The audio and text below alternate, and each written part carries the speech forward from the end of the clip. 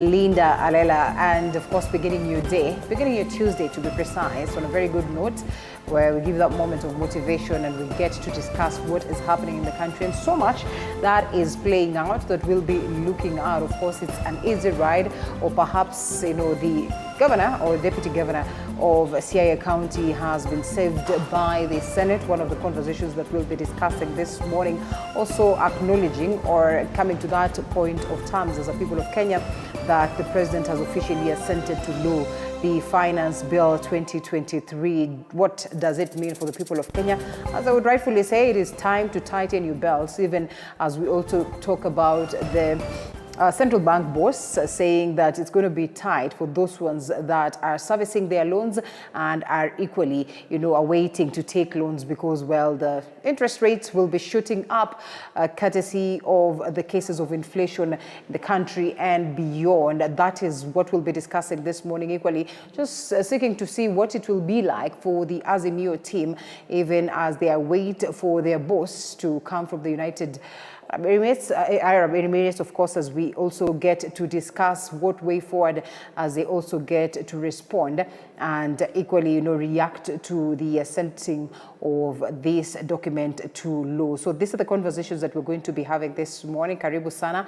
Thank you for keeping it TV47. We open the lines for you to speak to us. The hashtag is Morning Cafe at Linda_Alela TV47KE. And we'll be following up on all these developing events to make sure that you are updated some more. Later on, I'll be introducing the gentleman that will help me unpack these stories, and also in relation to just looking at what strides we have made in terms of making sure that drugs are a game of the past. We'll be having a conversation with an official from NACADA, as well as getting to delve deep into understanding, what goes into, this process of someone getting to be, addicted to drugs, and what really would help them, take an about turn in relation to the same. It's a conversation that is worth having, especially at this point where our young ones really are deep-rooted into drugs, and we all hope that certainly this would become a game of the past. So as we get into that, allow us to briefly look at what the papers detail, and then we'll look at the stories of the day, and officially to the discussion. We have the Daily Nation, and most of these stories that we will be discussing are captured on the papers this morning. The first story of the Standard newspaper, or on the Standard newspaper, is here: Malala plan to audit cabinet splits UDA, and questions linger as to whether he was the right bet to be Secretary General for UDA. Some of them say that, well, theirs was a good party, a silence party, or in terms of, just working together, but it looks like he is not steering the wheel as should expected. The tussle that was witnessed amongst the members, and also this proposal that many are asking, why does he, assume that he should be able to get the powers to, declare this? But others equally say that perhaps it could be, courtesy of the blessings of the president, or maybe it could be an order from the president. And yesterday we equally witnessed the deputy president as well alluding to the same. What would it mean to audit cabinet secretaries at the point of the party or at the level of the party? Others then say that it could be a good way of making sure that these cabinet secretaries then remember of what the manifesto of the UDA party was, and basically also the Kenya Kwanza team, so that they are certainly in line to achieving the same.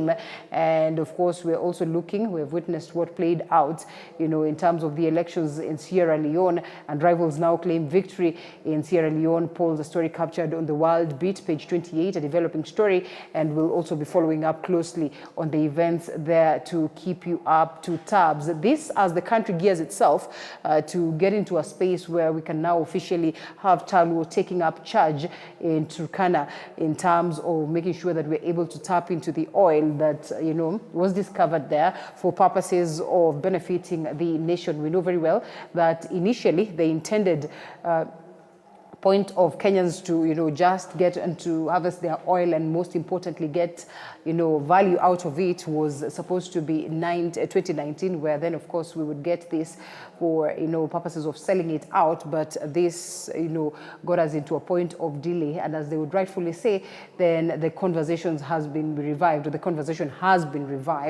for making sure that at least Talu then gets into that space, and officially Kenyans are likely to get benefit benefits out of this after a while, perhaps in 2024 or after 7 years, where then officially we'll see, some of this oil being sold out there, and of importance, then we get value for the same. But will it be the case, or it will turn out to be, that black gold that really has not brought peace to most of the African countries that have, discovered oil in their own spaces?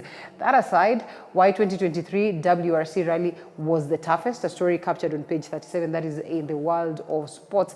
And we all know that it was a weekend of action for the rally drivers and also the lovers of the safari rally action, and of course Ogiri taking up the day. But certainly there has to be, a revisit of understanding what, it was like, and perhaps just looking at the gains that we made and the mistakes that we made as well, for purposes of making sure that the next one is well planned for. Ruto-Raila battles rescue Duol from Axe.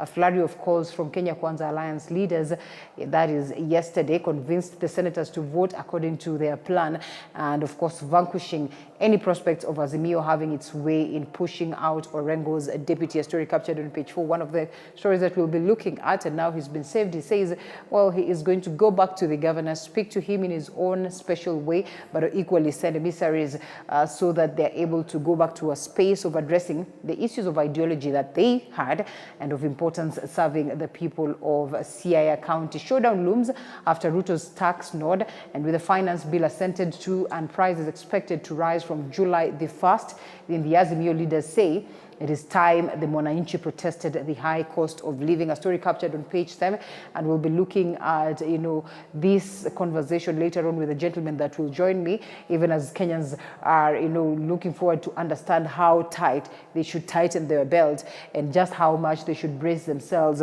for these tough economic times, even as the president continues to defend his position, saying that this is the only way for Kenyans to go to proceed, or to perhaps just get to have, a relief in terms of the difficult economic times that we have had. He acknowledges that the journey is not easy, but eventually there's light at the end of the tunnel. Also on this other side, cost of loans to go up after CBK reviews the margin, and the central bank yesterday raised its policy lending rate. That is 10.50%, the highest in 7 years. And this move that will push lenders to adjust their borrowing rates, a story captured on page 3. And so even if it's, for those of you who are servicing their loans, you are expecting to have then, of course, this shoot up, and equally for those ones who would want to proceed and get loans. That is what is on the Standard newspaper. Briefly on what the Daily Nation details, more or less the same stories. Expensive loans add to tax pain as Ruto signs bill. This is the conversation that is here, and exactly that one that I have touched on is expounded on page 7 and page 8. We'll be looking at that shortly as we continue with the broadcast. And equally on this very story here, senators vote to save Siaya's Oduol. That also is one of the biggest stories that we'll be having. And equally, which way Right Honorable Raila Odinga, and Azimio leader Odinga, is fast running out of option in his quest to tame President William Ruto and his Kenya Kwanza administration. And of course, all his previous attempts, from refusing to recognize his presidency to calling for cessation, have come a cropper.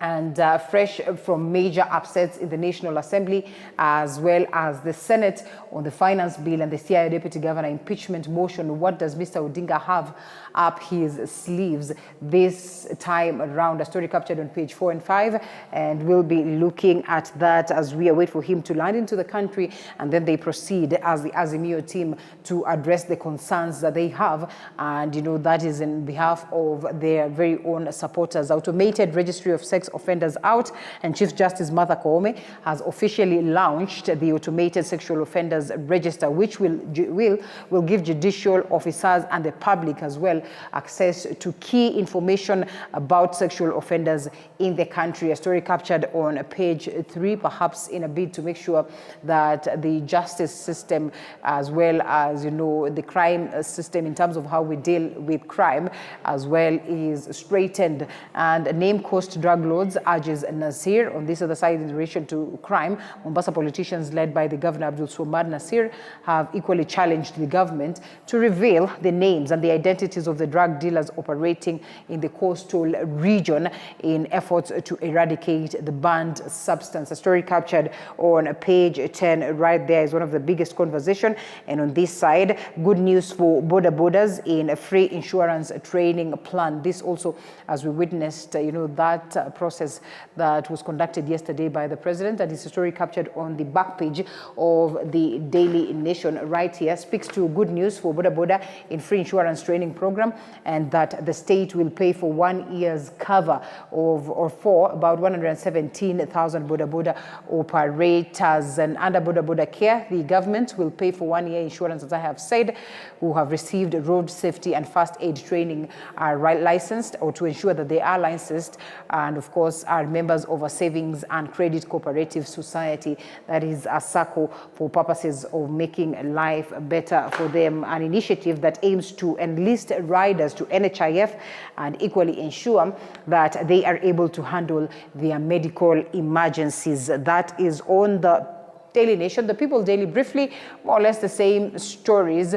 as captured right here. Well, teachers protest over cash. This is the only different one. And capitation bias, as they would speak. Money for schools has been coming late, and that the government has not honored all its obligations. That is over last 2 years, claim the heads of school. A story captured on page 6. What could be informing this? And of course, this then has some big ramification in terms of how schools are run, and certainly they hope that the government would heed to their cry for purposes of streamlining activities. Now, new taxes kick in from next week, as captured right here.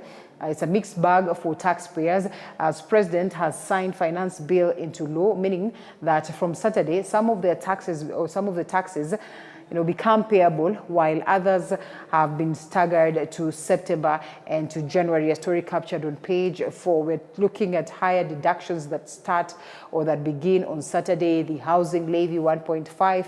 We're talking about 16% VAT on petroleum products, and turnover tax for small businesses, that is 3%. We're talking about 12.5 excise duty on earnings from betting and gaming, and numerous others that we'll be looking at as we continue with the broadcast. Ruto allies save Deputy Governor for Siaya, and also move to end fighting, rocking the UDA. Conversation also is there, even as some of the members castigate the SG, while others also appreciate his style of leadership. Those are the key stories on the papers this morning. Briefly on what we have worked on, and as Kenya joined the world in marking the International Day Against Drug Abuse and Illicit Trafficking, NACADA has intensified calls, that is for the government to come up with more rehabilitation programs that will help aid in combating the escalating problem of drug and substance addiction.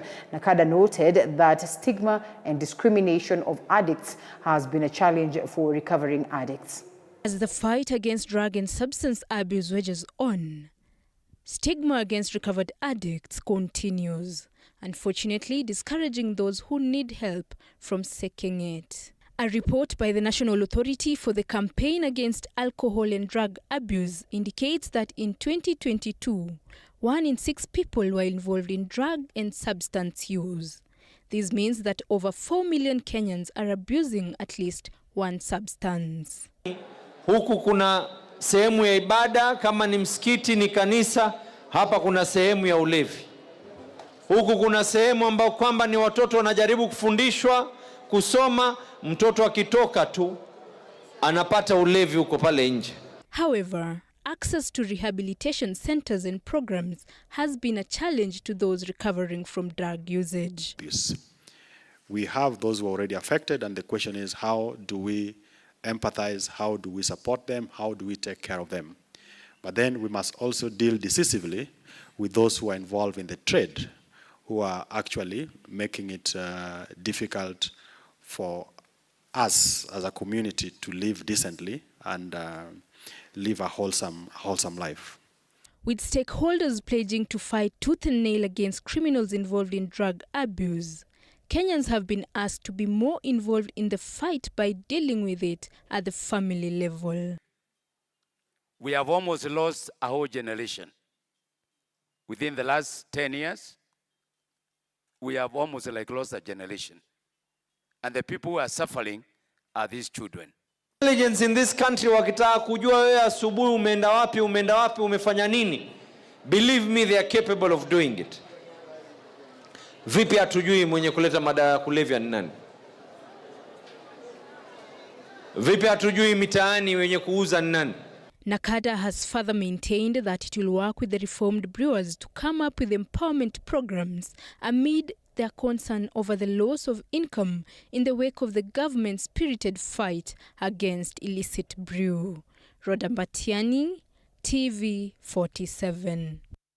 And the Cabinet Secretary for Education, Ezekiel Machogu, has promised the government's commitment in ensuring that TVET institutions in the country are well funded and equipped with necessary materials so as to promote production of skillful graduates into the job market. Have a look.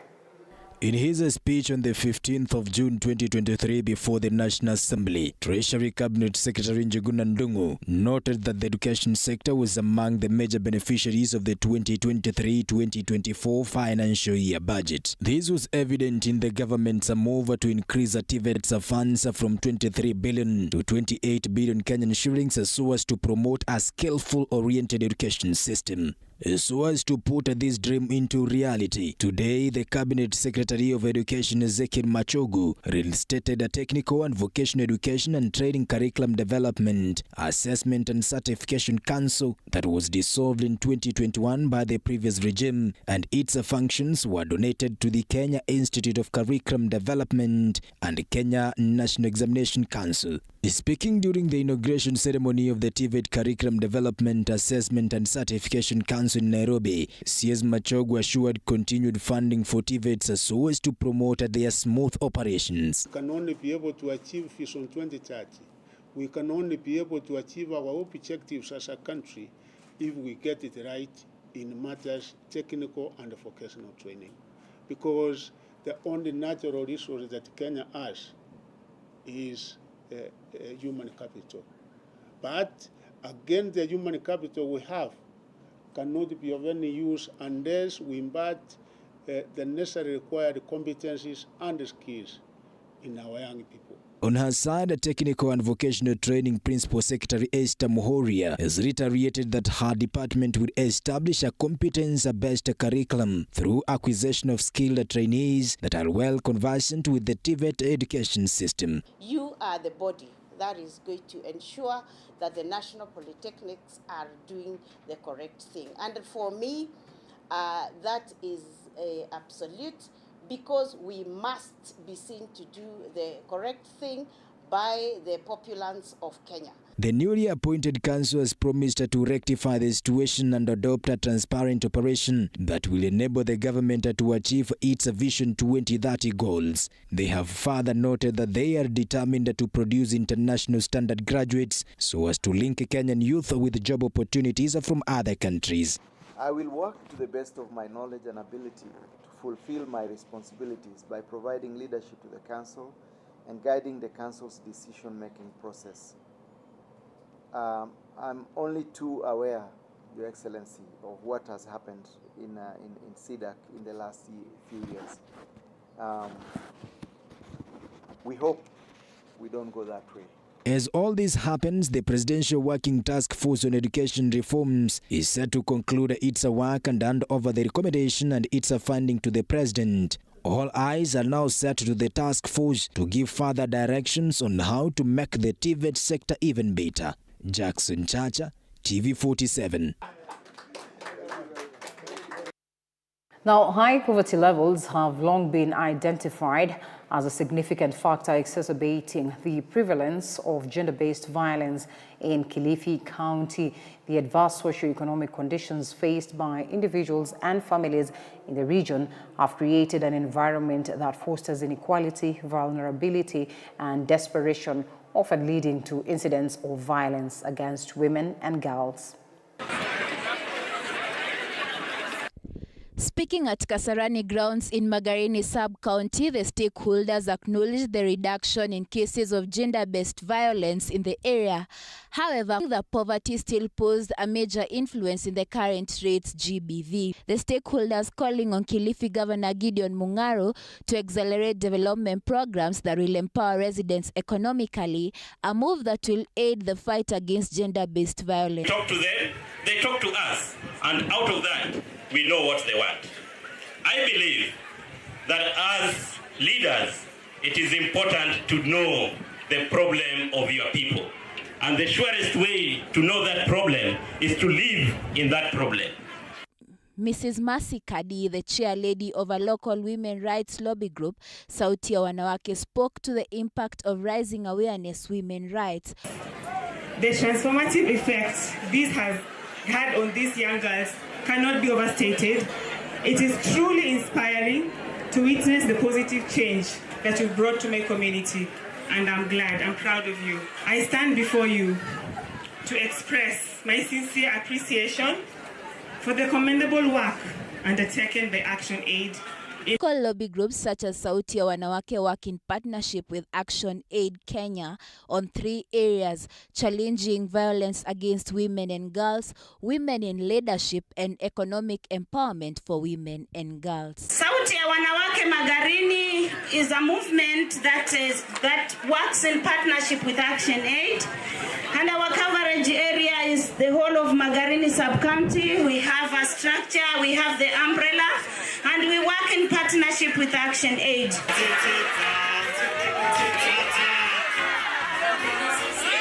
Nelly Lusigi, TV 47. Our pastoralists in Tana River County have begun venturing into crop farming following the effects of climate change that have had a negative impact on their livelihoods in recent past. Most of them have swiftly shifted to farming after losing many animals during the drought pandemic, even as they call for more support from both the national and the county governments. When life gives you lemons, what do? You make lemonade out of it, and that is what pastoralists in Tana River County decided to do. The severe drought experienced in most parts of the country, including here in the past few months, caused them to come up with a plan B, farming. Mimi safari yangu ya ukulima ilianza mwaka juzi wakati ukame mbaya ile iliyokuja kutufagilia ng'ombe zote. Hapo ndio nikachange maoni yangu ya ufugaji, nikaanza kuingia mambo ya ukulima. Mohammed Shobe lost over 100 herds of cattle but now has all the reasons to smile, just like his fellow farmer Galgalo Molu. Mimi niko na shamba eka 6. Eka 6 nalima, eka 2 nalima mahindi. Eka 1 nalima pojo, ile nyingine ni marage ya aina soya ndio tunalima. Tunaomba rais ya taifa la Kenya, tunajua ni mtu ya kuchapa kazi, tunaomba ni mtu wa kuchapa kazi, tunaomba hiyo mbolea atufikie sisi pia, tunahitaji mbolea kwa wingi sana. Tana River woman representative lauded the move by the pastoralists and farmers, at the same time appealing to the government and donors implementing climate change projects to consider Tana River County in order to help transform the lives of the locals who are committed but fall short of resources. Hapa kuna potential ya kufita na river nzima. Na ile bidii leo nimeona hapa ni bidii kama kiongozi na pia kama national government ikisimama na sisi. Sisi watu wa Tana River sidhani kama tutakuwa tunaenda kutafuta chakula kwingine. Tumewapatia pumps leo kupitia ngafu. Leo nimewawezesha kuwanunulia 15 villages pumps za maji, generators, tumewapa mbegu. It is their hope that this new venture will yield fruits, quite literally. Chipto Boit TV 47. The third phase of the post-mortem for bodies recovered from Shakahola is set to end Tuesday as pathologists conducted 22 more post-mortems. So far, 9 bodies are at the Malindi Sub-County Hospital mortuary and are set to undergo post-mortem, after which the team then will resume exhumation of bodies left in Shakahola forest, as Chichi Josephine details. The third phase of the post-mortem for bodies recovered from Shakahola Ranch is set to end on Tuesday. Government Chief Pathologist Johansen Odor while giving the daily briefing at the Malindi mortuary alongside Homicide Director Martin Nyuguto, indicated the number of bodies increased after one follower died in police custody. Initially, we had said that 94 bodies had been exhumed. But now, as for my calculation today, they are 96. Why are they 96? Because as we were doing post-mortem, we found that 2 bodies had been wrapped in the same sheet. So this made them 95. Then one person died in prison. So that's what made them now a total of 96. Out of the 22 autopsies done today, 7 bodies were those of adults while 12 were children. The ages of the other 2 bodies could not be determined due to the level of decomposition. Of these 22 autopsies, 7 of them were adults while 12 were children. And 2, we are unable to establish the age due to the decomposition. According to the pathologist, so far 87 post-mortems have been conducted in the 3rd phase, as with the cause of death for most of them found to be starvation. So far we've performed a total of 87 post-mortem in this phase. We are remaining with 9 post-mortems, which you're going to be starvation. So far we've performed a total of 87 post-mortem in this phase. We are remaining with 9 post-mortems, which you're going to complete tomorrow. Most of them were starvation. A total of 326 bodies have so far been exhumed from the 800-acre farm, which is now a security operation area. Chichi Josephine, TV47. The head of National Malaria Program at the Ministry of Health told the Senate Health Committee that he wrote a memo to the then Director of Preventative and Promotive Health, Andrew Mulwa, concerning the inconsistencies and net specifications as put out by KEMSA. However, Mulwa, who is currently the acting CEO of KEMSA and who was also present at the hearing, denied ever receiving any official memo from the official concerning the matter. The country lost 3.7 billion shillings in the scandal. We had already discussed about it, so there was no issue for me. Okay, Madam, I think you have said that a couple of times. In the aftermath of the recent shocking scandal at KEMSA, stakeholders are attempting to unravel the tight knot of issues that led to the loss. But that job is proving challenging. Facts and figures and even a chain of responsibility are scarce. Confusion and contradiction, however, is in plenty. Appearing before the Health Senate Committee, acting KEMSA CEO Andrew Mulwa and Malaria Program Head Omar Ahmedin presented contradicting accounts of what led to the loss, each seemingly laying blame on the other. According to Ahmedin, after realizing the inconsistencies in the net specifications, he reached out physically to his then boss Andrew Mulwa, notifying him of the issue. Mulwa advised him to write an official memo to his office, which he claims to have done. When it was advertised, it lacked number 2.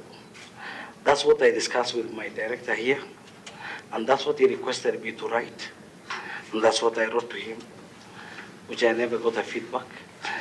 And you know, when you're the technical person, you just do your due diligence, you inform, and you leave the authority to make the decision. So I think the director, the PS, and KEMSA are better placed on why they implement or do not implement. However, Mulwa, despite confirming Ahmedin's story on a notification by word of mouth, denies ever receiving any official memo from the head of Malaria Program. This is despite his superior, the then Health PS, Josephine Mburu, being in receipt of the same memo and even acting upon it. Yes, Chair, it's true. He came to me and raised concern on what KEMSA had advertised, and I asked him, I told him to put it in writing, because you know you are doing verbal communication. So I asked him to go put in writing through the channel, which would mean it would go to Dr. Nazila, the head of department. Dr. Nazila would process it. If she finds it okay, she would forward to me. If she finds it not okay, she would not forward it to me. Coincidentally, and I've written that in my submission, Chair, he did as I had advised him, but this memo did not pass through my office nor the office of Dr. Nazila. The committee has now ordered Ahmedin to provide an office registry showing the dispatch of the letter from his office to Mulwa's office by Friday. The committee has also ordered the head of department, National Strategic Public Health Programs, Dr. Nazila Ganatra, to appear before it on the same matter. Zainab Mohammed, T47. Now, 27 senators have this evening, or that is Monday evening, voted against the two grounds that the Senate Special Committee probing Siaya County Deputy, that is Governor William Oduol's impeachment, that had found to have been proven and substantiated. And as Micah Gongo reports, a total of 16 senators voted to oust the embattled Deputy Governor. If aggrieved, members of Siaya County Assembly or any other person will now have 3 months to bring another charge against the Deputy Governor. Siaya Deputy Governor William Oduol can breathe a sigh of relief as he narrowly survived impeachment, with the majority of senators voting against the bid to remove him from office. Senator Boni. In a highly charged voting process held this evening, 27 senators aligned with President William Ruto's Kenya Kwanza party utilized their superiority numbers to dismiss both charges brought against the embattled deputy governor. Pursuant to Article 181 of the Constitution, Section 33(8) of the County Government Act, and Standing Order 87 of the Senate Standing Orders, the Senate has failed to remove from office by impeachment Honorable William Oduol, the Deputy Governor of Siaya County. On the first charge, which accused Oduol of gross violation of the 2010 Constitution and other laws by interfering with the procurement process through acts of bid rigging, all 27 Kenya Kwanza senators voted against the impeachment. Only 16 senators aligned with the Azimio la Umoja One Kenya coalition voted in favor of Oduol's ouster. Similarly, on the second charge of misleading the public by providing false information, 27 senators rallied to save Governor James Orengo's deputy from being removed from office. Earlier, during the proceedings, 11 members of a special committee led by Elgeyo Marakwet Senator William Kisang substantiated 2 out of the 5 charges against Oduol. The accusations included the alleged misuse of 18 million shillings of taxpayers' money to renovate his office for personal comfort. With the impeachment attempt unsuccessful, members of the Siaya County Assembly now have a 3-month window to present any additional charges against Oduol, should they remain aggrieved by the Senator's decision. If the Senate passes the motion that they have not voted for the removal of the Deputy Governor, then his office remains. But that does not bar, within other duration of 3 months, any person to bring a charge against the Deputy Governor for maybe a different offense, for something else that he have committed or they have committed that may warrant their removal from the office. Following the passing of the bill during former President William Ruto's administration in 2016, which allows MCAs the right to impeach a governor or a deputy governor in equal measure, constitutional lawyer Paul Masharia says Chapter 6 of the Constitution provide the accountability of all elected leaders, whether substantive office holder or assistant. By and large, if there is any breach committed by yourself as an individual, because it's an office, the law and the Constitution requires that every office holder ought to act within some limits of the law. The outcome of this high-stake political battle has not only secured Oduol's position for now, but has also set the stage for potential future confrontations between Kenya Kwanza and Azimio senators within Siaya County's political landscape. Mike Kagwango, TV47, Nairobi.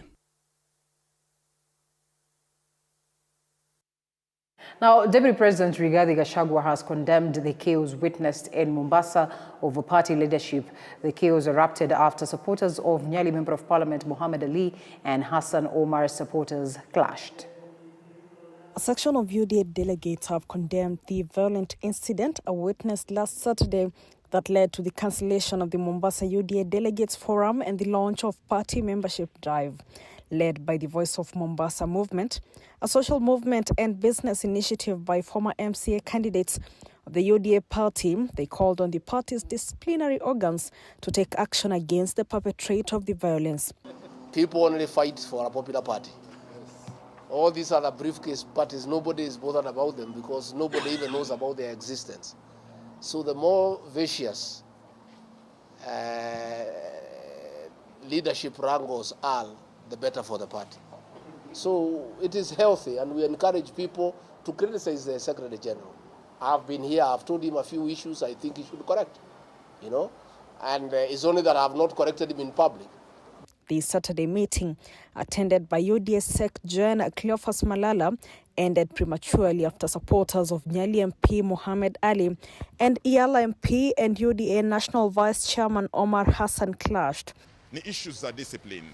Wajua Mombasa hii, sisi tuwajua National Vice Chair wa chama ni Hassan Omar Sarai. Lakini wajua saa ingine watu wanakuja na mabana pale, ati sijui Sarai must go, hapo discipline iko wapi? Na ukienda katika katiba ya UDA, article 29 inaongea kuhusu disciplinary committee. Hii committee wanga iko wapi? Mohamed Ali ndani ya Mombasa akaweze kuja polepole na ampatie Sarai heshima yake. Kwa sababu mpaka sasa tunavyozungumza yeye ni mbunge wa Nyali. Lakini Sarai ndiye anabaki kuwa governor candidate wa UDA ndani ya Mombasa mpaka 2027. UDA Party Secretary General Cleophas Malala has been on nationwide mass registration for the party members. Flora Limuki, TV 47. And our Kenyans will now have to brace themselves for increased financial burdens following the recent signing of the Finance Bill 2023 into law by President William Ruto. This contentious bill, now enacted, will serve as the financial backbone for Kenya Kwanza's inaugural budget, amounting to a staggering 3.6 trillion shillings. The implications of the developments are far-reaching, as Kenyans will have to dig deeper into their pockets to fulfill the financial obligations that are imposed by the new legislation. This story was produced by Flo Lemuki. Kenyans will have to brace for tough economic times following President William Ruto's signing of the Finance Bill 2023 into law. The law, which will now take effect from July 1st, will see prices of basic commodities skyrocketing. The contentious bill, which has caused a public uproar and strong criticism from opposition leaders, was passed by 184 members of parliament, while only 88 MPs have voted against it. The voting, which was held on Wednesday and ran up to midnight, saw all the 87 amended clauses passed by the National Assembly. One of the most controversial issues in the finance bill is the housing levy, which was amended to 1.5% from 3%. Employers will now be required to contribute 1.5% from their employees in order to support the affordable housing scheme. Value-added tax on petroleum product will rise from 8% to 16%, resulting to over 12 shillings per litre of diesel and super petrol, which could eventually see super petrol hit the 200 mark. An increase in fuel price will consequently increase the cost of production, and that is set to affect the prices of basic commodities. Digital content creators will be subjected to a 5% withholding tax. Betting companies will be required to pay 12.5% tax. Azimio Coalition is expected to resume its nationwide protest on Tuesday, with a major meeting expected to be held at the Kamukunji grounds. This comes amidst the failed bipartisan talks between Azimio and Kenya Kwanza after they failed to reach a consensus on issues at hand. If that bill in its current format is pushed through the National Assembly,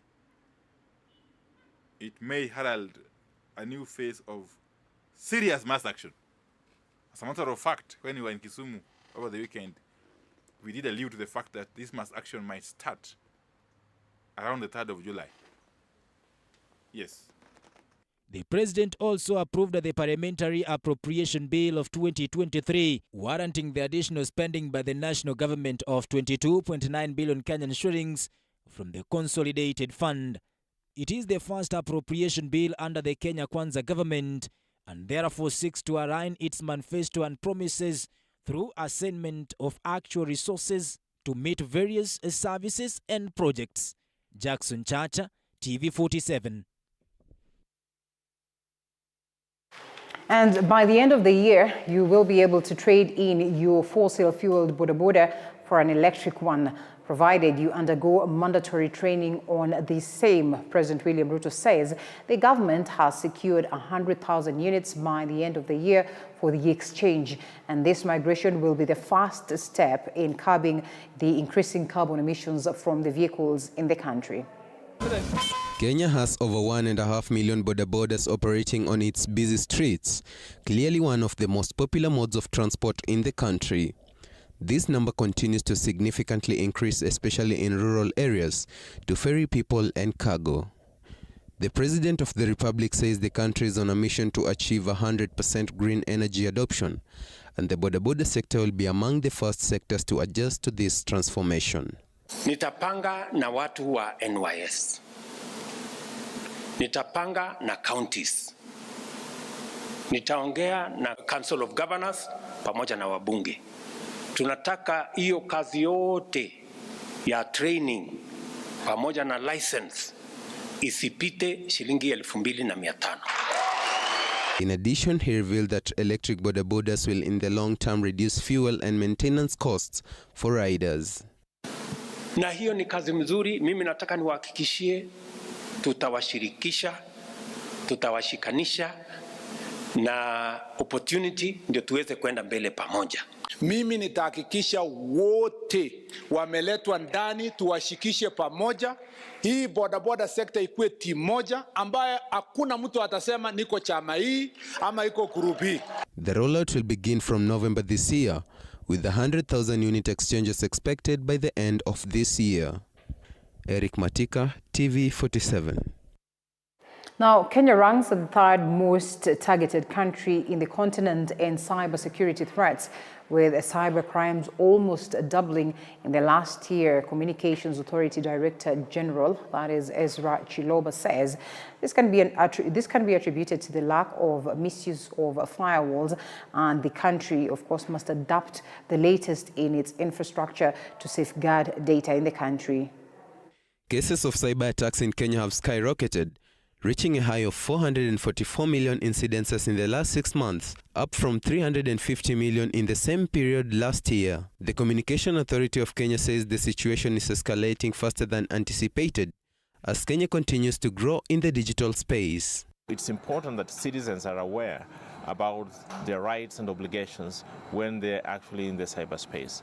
Now, we think that where we are now, especially in the era of digital transformation, it's important that we invest more in infrastructure, skills, and collaboration. Furthermore, the authority reckons special collaboration with all relevant stakeholders will bring forth long-lasting solutions for the continued menace. In Kenya, what we have done when it comes to collaboration is to work with other partners, both within government and outside government, to ensure that we share insights and putting our resources together to ensure that there is proper monitoring of the cyberspace and necessary action or intervention being taken to ensure that we reduce the risk of cyber threats. It is important to note that cyber crimes refers to criminal activities carried out by means of computers or the internet. Eric Matika, TV47. And this morning we'll have three gentlemen that will help us decipher on the stories of the day. One of them is already here. The others are somewhere on the road, and we're just trying to peruse through the papers. Constitutional lawyer Yanayojiri is here after a very long time. How have you been working? I've been well, Linda. Yes. Well, I went down kidogo with some bit of flu and some bit of ailment here and there. Ole. But God is gracious, I've been able to recover. Yeah. And I'm up and running. We're happy to have you. And hustling like any other Kenyan is doing. Yes. Well, what is hustling? You know, the other time the president said that, you know, this is for the hustlers. He kept on asking, you know, we had to go to the dictionary to try and define what exactly a hustler is, you know? Yeah, of course, the hustler's definition as presented by the Oxford Dictionary and the Black Laws Dictionary has not changed, and the situation cannot change. And you can see, because of that hustlers mentality, we have seen some CSs actually applying the same definition to describe, to arrogantly describe some media houses. And that is where I would want to begin my presentation. That it's very embarrassing when you see a person in the name of a cabinet secretary having such kind of a loose mouth. He's not able to govern himself and govern his faculties to the extent that he's irritated by very few issues. One of the obligations and the duties we give to the media in the new constitution is to expose the good and the bad that is happening in our society. Which should be factual, as they would say. Which should be factual. And so when the media exposes a certain scenario, then the respondent or the person who has been liquid by that media should then try to perhaps adjust himself to the realities that the media will always expose that which is a vice in our society. So responding to the Nation Media House in the manner in which Moses Kuria responded is not only irresponsible as a leader, it flies over the face of Chapter 6 of our Constitution, Integrity. The Leadership and Integrity Act, because there is nobody who is above the law in this country. We are all going to hold everybody accountable to his words and to his deeds. And perhaps we need to be very careful. And this morning I just tweeted nikasema, if we are not careful, this Kenya Kwanza administration will mutilate all the gains that this country has attained. This in relation to democracy, democratic gains? The first loss we are going to suffer is on the Bill of Rights. The media freedom, the freedom of expression, the freedom of consciousness is suffering. Number two, the whole aspect of parliamentary democracy is also at stake. Number three, the whole question of the people's constituent power is also at risk. And then I said, if we are not careful, by the end of the 5 years, and God forbid, this country will be resting on the same seabed where the Titanic is resting today. I was a little bit worried of, trying to appear as though I'm a sympathizer of the Kenya Kwanza team. Yes. Coming in defense of them. And we also understand the legal aspects of, the rights of individuals. Yes. And, that acknowledgement that yours end where mine begin. Exactly. That has to be acknowledged. We have seen the president speaking to this matter and as well saying, you know what, it is well, but it is also important to call out the media on events where we feel like, this ones you've not gone right, perhaps you've not accorded as facts and we have the facts. And I would agree with you to a large extent that there perhaps could be better ways of, countering what has been reported by the media if you feel like it's not, legit. But the moment the media is going to be invited into that arena, to think that they are there to rub shoulders with the regime, that they are there to massage the regime, we'll have lost. We'll be where we were before the repeal of Section 2A. And that is what this administration is premised on. It's premised on mutilating those gains. I mean, if the media is a fourth estate, we all say so, it is meant to make sure that it enhances accountability. I was very worried by the statement that was made by Mr. Rigathi Gachagua at JK Watts, when he said that the media houses must be ready for a war between themselves and government. So I was very worried because I really didn't know what he meant. Because Mr. Gachagua is not one of those guys who have fought for the gains that we have. He's a beneficiary of the gains that he never fought for. Because when we were fighting the Kanu regime, he was acting as their district officer. I want to challenge a bit of what it is that you say, but yes. I'm glad that we have, the Western Kenya Kenya Kwanza coordinator, who is also a staunch believer in the ideologies of the United Democratic Alliance as well as the Kenya Kwanza government, and therefore I will allow him a minute or so to as well respond to you or to speak to that matter. Not just yet, they are fixing his microphone. Yes. I don't want to appear as though I'm a sympathizer of the government, but I also want to acknowledge that to a large extent, there needs to be a balance as to some of these questions. And true to it, we have made great gains democratically in terms of, freedom of expression and all that. If you see what is happening in Kenya, in this country, yesterday, when there was a question of a certain state officer having contravened or violated the constitution, and the committee of the Senate sitting and evaluating that case and finding that the case has been substantiated, what happened? When we went to holding that particular officer to account, he was saved. And do you think it was politically instigated? Of course. It was a game of majority and minority. It was a way of majority and the minority. Yeah. And so we are not looking at holding these individuals to account. We are looking at how good can we humiliate the Azimio, or how good can the Azimio humiliate the Kenya Kwanza. So at the end of the day, corruption passes in between, mismanagement of public resources, embezzlement of public resources, abuse of office passes in between, and it is accommodated and condoned. I mean, it comes at a time when we realize that I am on the wrong, irrespective of my political affiliation, I should be held to account. And that is a problem we are facing in this country. Okay, well, interesting. Mheshimiwa, or perhaps Wakili, allow us to take a quick short break, and then we come loop in Sunday.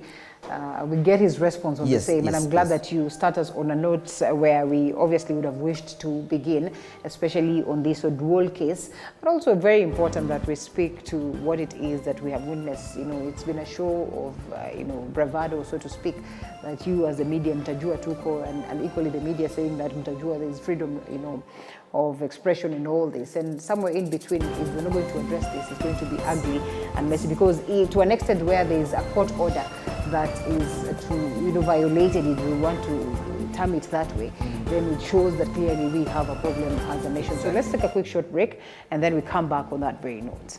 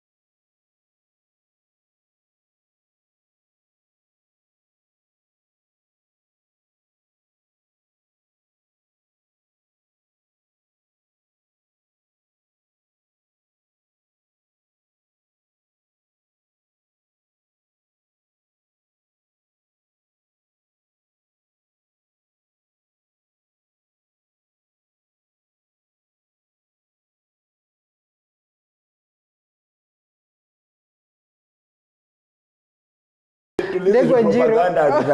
It's the committee of the whole house. We're live, eh? We're live. Not even respond substantially to the issue. Now respond. So it's your chance to respond, and I'm glad that you come in at a point where Wakili was speaking to some of these matters, and you must have heard him, I want to believe. So first of all, he speaks to the utterances of the CS trade and also the backing of the same by the other Kenya Kwanza leaders, and also to a large extent what we witnessed playing out in Senate. Step by step, and the fact that we also have court orders in relation to these matters that we're speaking to, yet these ones appear to have been, ignored, and so this would be labeled as contempt of court. Thank you, Linda, for having me, and thank you, advocate and a reputable lawyer in this country, Ndegwa. Thank you. And we respect you for that. And I have said here on the set, that is as far as it goes. In the legal fraternity, he is a good boy. Give it to him, yes. He does good work. Yeah. But when it comes to politics, he's still my student. Because he understudied me at NAC. I met you first. And by then he was still in school of law. So, and he needs to be schooled some more. In fact, like for example, on the issues of court orders, you cannot have your cake and eat it. My brother has been an advocate, is an advocate of Azimio. Of Azimio, yes. Okay. And if you go into record, Azimio, Uhuru Kenyatta, and the Jubilee government is on record for breaking all the rules in the book on court orders. So should we proceed in that form just because he did so? But I'm saying, in furtherance to that, I'm saying, so far, this government has not disobeyed any court order. One, we have appointed CS. When the CS is told, please refrain from talking about these matters until it is heard in court and determined. So now, and then you proceed that very weekend to speak to this. By the way, then when you are saying that, you must know that Chapter 4 on the Bill of Rights covers everybody. Okay. It doesn't cover only and that is in order. So the media is also at the same time held culpable. So we can't have two sides. We need to understand that from the legal point, but we'll come to you. I hope that is not trying to defend what Moses Kuria said. No, I'm coming to that. Secondly, the right to speech has been given by this constitution to all. Yeah. And everybody deserves defense. That's true. Today, if I'm alleged to have murdered, I will want and I respect my brother Ndegwa in court to defend me. I will. Yes, and everybody has to defend himself. So there is no way that media would have said what it said without the facts that Kuria has, without Kuria answering back. By the way, let me tell you, we are coming from an election where our media houses, and I've said it on set, apart from maybe K24, that apart from TV 47, that we didn't see much of that. Media decided and took side. It took side, and it was very openly. And that is okay, and that could be okay. That could be okay. We ran a campaign against Azimio and the media of the Republic of Kenya. Was Moses right? Even up to today, until the media decides that they want what we want. Are you trying to say that you people are men on a mission to target the media for that reason? When we say that the media is the fourth estate, yes. Where are we counting? We are counting from. We are counting from the executive. Yeah. What is the second? Of course, we have the judiciary, we have the parliament and the judiciary. Yeah. We are not saying that, and in the parliament we have opposition and government. We are not counting media as part of opposition. It shouldn't. There was a case recently here of journalists in a demonstration found in a vehicle of an opposition leader, member of parliament. What does that tell you? And I mean, even in the global spectrum, we have seen some, media stations taking sides. Sunday, the utterances, of Moses Kuria perhaps is what Wakili is asking. And does it not disturb you that this is a leader who then makes such utterances that... It disturbs me when the media has to answer in the same derogatory ways and even overplayed it. Okay. So it became both sides must cease fire. Does it bother your consciousness that Moses Kuria spoke Nothing. in that manner? Why? Because Kuria got to a point of defense, self-defense. The media could have played a higher... But who began this? Who began this? The media. Because what is because of the story that they carried, what is and then Kuria also answering responded to? What to is, yes. A story. He is responding. Okay. Yes, he is responding in... And so you say it's justifiable that sometimes also the utterances that he makes are a little bit disturbing. And we're talking about chapter 6 of the Constitutions in terms of integrity. Integrity in this case, then we'd love to understand integrity what exactly in this case across board. Yes. Because even media has misguided itself. Linda. Media needs to take its rightful position over what we said, the fourth estate. Media must not play politics. Media, and if it has to play politics the way you are saying, media must designate, by the way, and decide that house. Yes, that house like what we see in the US. Yes. But otherwise, we are going to declare them fake media. Okay. This one you are fake media, this one you are fake media, and deal with you accordingly that way. Linda, in public. Linda, it's unfortunate today that my good friend Mr. Sunday, he who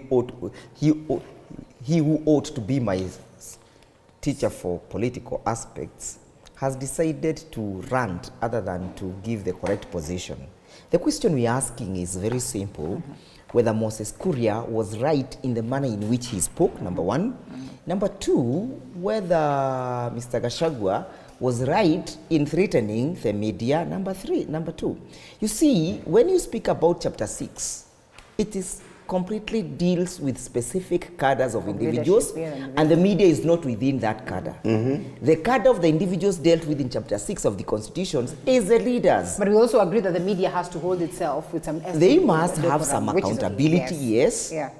And first of all, and the first instance, the media must expose this. And that is recorded in the code of ethics. The response I would have expected Moses to give, but that is too much for me to expect from him, is that he should have given count of what happened. Yeah. He should have sought for an interview with the same media house to respond in his defense, factually responding. But when the guys decide to go vitro and start taking arms against the media, and in the derogatory manner in which he did, for me, I would not hesitate to condemn him, because I would not wish my son to listen to such kind of utterances. They are demeaning.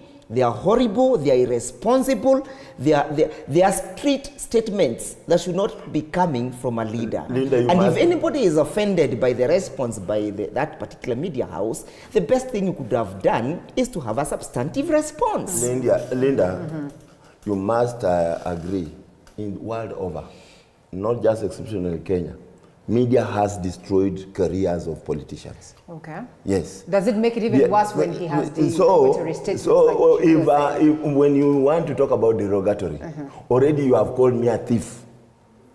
If you have called, if the media you go ahead and confirm that you are? As I confirm, I also have to call you out. Okay. So media right now, we have been at a space where nobody has called us out. We must agree that now we are talking about democracy. And this democracy cuts across. We are talking about freedom of speech. It cuts across. We are talking about rights. It cuts across. So whichever way I defend myself, until to the point that now we get into sobriety, say the media council, say the journalists union, come to a point, and even the owners of the media houses, come to a point where they own up and say, okay, let's now sober up. Yeah, but to that point, secondly, I must dissuade you from the belief of my brother, yes, that Rigathi has threatened media. Actually, Rigathi is on record. The deputy of the president has said, we will give them, in fact, even in that case of Kuria, he said, no. We cannot deny business to any media house. We will deal with them on the platform. Yes, he said we're not going to agree to that. And he has not threatened even the president himself. Even in the media conference he had in State House, he stated very well: this government shall work with the media houses. And in fact, by the way, up to today, 9 months after, he is the first president to have given a lot of leverage and a lot of media statements and hearing to the media. But don't we feel this kind of tone that reminds us of the "we shall revisit" kind of thing that was there during the Uhuru reign? You see what the media must accept. Yes. By the way, we need media needs to do an audit. Right. Where were we before election? Right. Which role did we play? And try to recant was the media wrong? And now accept. Because, by the way, another thing that we are doing in the media that is not right is that we support the Constitution, we applaud the Constitution, yet we are going against the same Constitution. If we have said that, has the media then come out to say we are now acknowledged there was a run for election, now we have a president? Let me tell you. You cannot go on and start saying there is a people's president. Would it be right to as well argue that you people, as the people who are in power, have not accepted the fact that you're in power? No. Sit in power, take charge, control that is running it against us. What the media has refused to accept is that the elections were run and won, and the determination was made, and the Supreme confirmed, and the chairman of Azimio actually presided upon swearing in of a new president. Right. And there is a commander-in-chief in town. Okay, fair enough. When somebody is struggling with the question of legitimacy, we'll always have that position that Mr. Sandy is having. That now he wants the media to come out and say, yes, you are Mr. President. You know, they are putting it to your defense that you have refused to acknowledge. You do not have a responsibility of acknowledging. No. You don't have the duty to acknowledge or the obligation to acknowledge an individual. Why? Because Article 36 gives you and guarantees you the right to self-expression and even to hold a political opinion and to self-consciousness. So when somebody is struggling with the question of legitimacy, you'll always take the position that he has taken. But the media in this country, and most importantly, in the private sector media, must be very much aware. Yesterday, something very strange happened. I don't know whether you saw. The chief of it's called the chief of staff, Felix Kosgei, appointed somebody called Narendra Rava as chairperson of the steering committee to oversee reforms of government press. Wow. You see, at this particular time, why we are so much concerned about government press, and when you speak about government press, you know what they are targeting at, is to make sure that they have created a state agent who is going to be financed by the public, by you people. This media house will finance that station to compete with you. You see, what will happen is they will kill these TV 47. And for me, I am able to postulate and be able to see what is happening because I'm being objective in my analysis. And you remember, they have been having this accusation. Oh, the media was with Azimio. Oh, this is Azimio media houses. Yes, it is Azimio media houses. Yes, they could be. But they have a right to hold an opinion. Why don't you first of all appreciate that fact that the media houses have a right to uphold or to hold opinion, to support you or even not to support you? Why have you not been able to overcome that bitterness if your legitimacy is not in question? Linda, the role of the media, the duty of the media, is to inform factually, objectively, to educate, and to entertain. It is in the same article that is referred. And we also have the code of conduct or ethics that guides us. And so, objectively, factually. So, and where you deviate from that, you must declare openly. Isn't that the but what are the prospects as well of declaring that these ones have deviated from that? Because that is now. Are there no legal ways of addressing this as opposed to going to of a nation yeah? is where people do things right. So they say like the Sky TV or Sky what will declare we are for this. You get? And secondly, what he is talking about, the other day we were here and we were talking about UDA and this government not having a communication aspect. Yes. What the head of civil service is doing is trying to bring out a communication aspect from the government. Contrary to what Wakili? No, that is not what the statement says. And you see what the new they are revamping competitors. What the new chairman is going to do. The new chairman is going to now look at how the relationship between they was answering the same questions. There must be a lacuna somewhere in relationship. We don't have those terms of reference. They have not given them to us. Between government. You see, this is a government. By the way, these guys must agree that we are in power and we are going to push policy. Have you agreed that you're in power? Have you made this with the fact that you are in power and yes, you're supposed to decide? You see, that's what why do they sway you so much? We agree they are in power legitimately. I'm just correcting the public because he's bringing propaganda into public. This government is in power for 5 years and it is going to determine and direct policy. One of the policies we are going to determine is in the area of press and information. Okay. So that is what we're going to... without appearing to target. We are not targeting anyone. That's why I have said the president himself has said more than once. Let's allow him to close on this matter. The president has said more than once that we work together. We defend the media to the hilt. The Rigathi himself came out and said, you are Bwana Kuria, you are right to an extent. But as far as the media goes, drop it. Yes. But I want to tell you, Linda, we are dwelling on this issue. There are matters, very heavy matters. And we're coming to that. That's why I said let's allow him to close. Like the issue of the Senate. Yes, and that one we're corruption. coming to.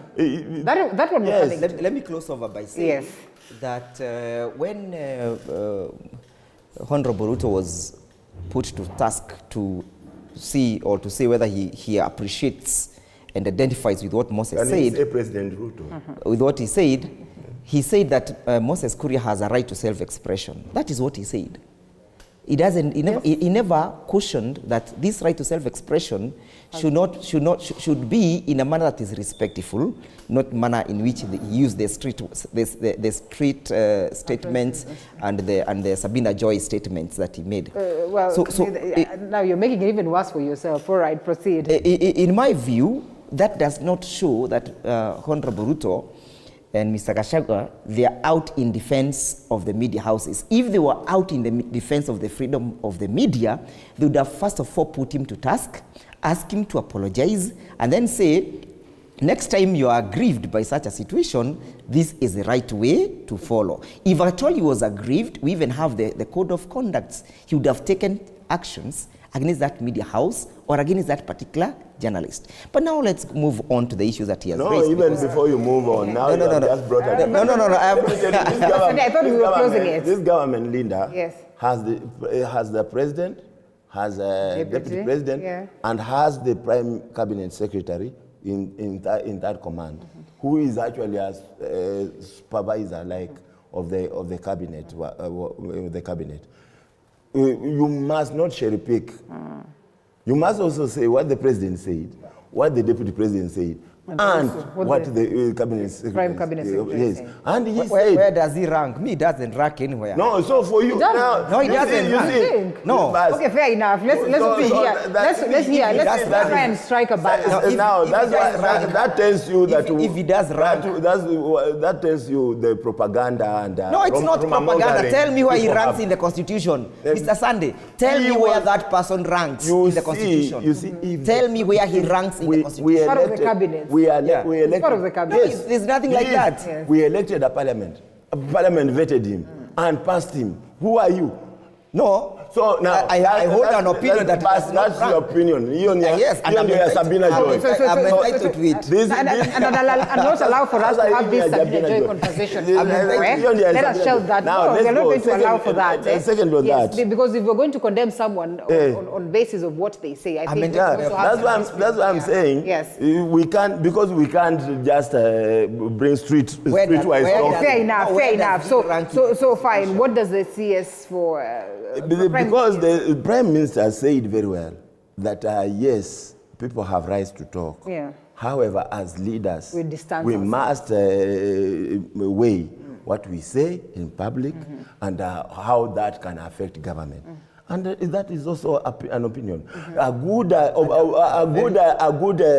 observer and a good listener would have, and an objective debater would have then weighed this against other. Okay. You get? So that one he misses out. All right, we shelve that one. We shelve that one. We all agree that everybody knows where they've gone wrong and where they've gone right. You see, but I do not want to fall into the trap of trying to legitimize someone's... But you acknowledge that... Someone's struggle for identity, yeah? I do not want to make that observation. So if people are struggling with public identity, that is up to them. But give it to him. To the extent of that statement, conversation. I agree with him. Yes. Ndegwa is not absolutely. Let's talk about it. Let's talk about what played out, in Senate yesterday, and we have Oduol, the deputy governor of the county of Siaya, yes, has a right to defense. Yes. To be defended even with the Honorable Advocate of the High Court of Kenya, Honorable Ndegwa. And Oduol has the same right my brother is defending, the right of conscience. And the fair hearing. And fair hearing. I agree. And he appeared before the Senate. Yes. The Senate has a stipulated way of doing things. Yeah. They can determine this through the committee of the whole house, or determine it through a committee which will recommend to the house, and the house has the right to follow or not to follow. We must also agree and accept that the majority have in a democracy, the majority have their say, their way. The minority has their say. So the minority had their say yesterday. The majority had their way. But until when are we going to play this majority-minority? Because even when you look at the papers this morning, they speak to the finance bill, they speak to this very matter, and many others that are likely to play out in the form of majority and minority. His concern then would be, at what point will we say that, some of these activities are legit? Because you find that even in instances where maybe it is not going to be proper, we still proceed to sail some documents through, we still proceed to counter some documents in the name of enjoying majority. Linda, what we are trying to assume is that the House disagrees on everything. No. In this finance bill, for example, do you know they only they agreed on over 80%? Yes. Of the finance bill. They only disagreed on 2 items: the house levy, yes, and on the VAT for tax for fuel. For fuel. The rest of the document, in fact, if you are following the committee of the whole house, the best debaters on that bill was Mio.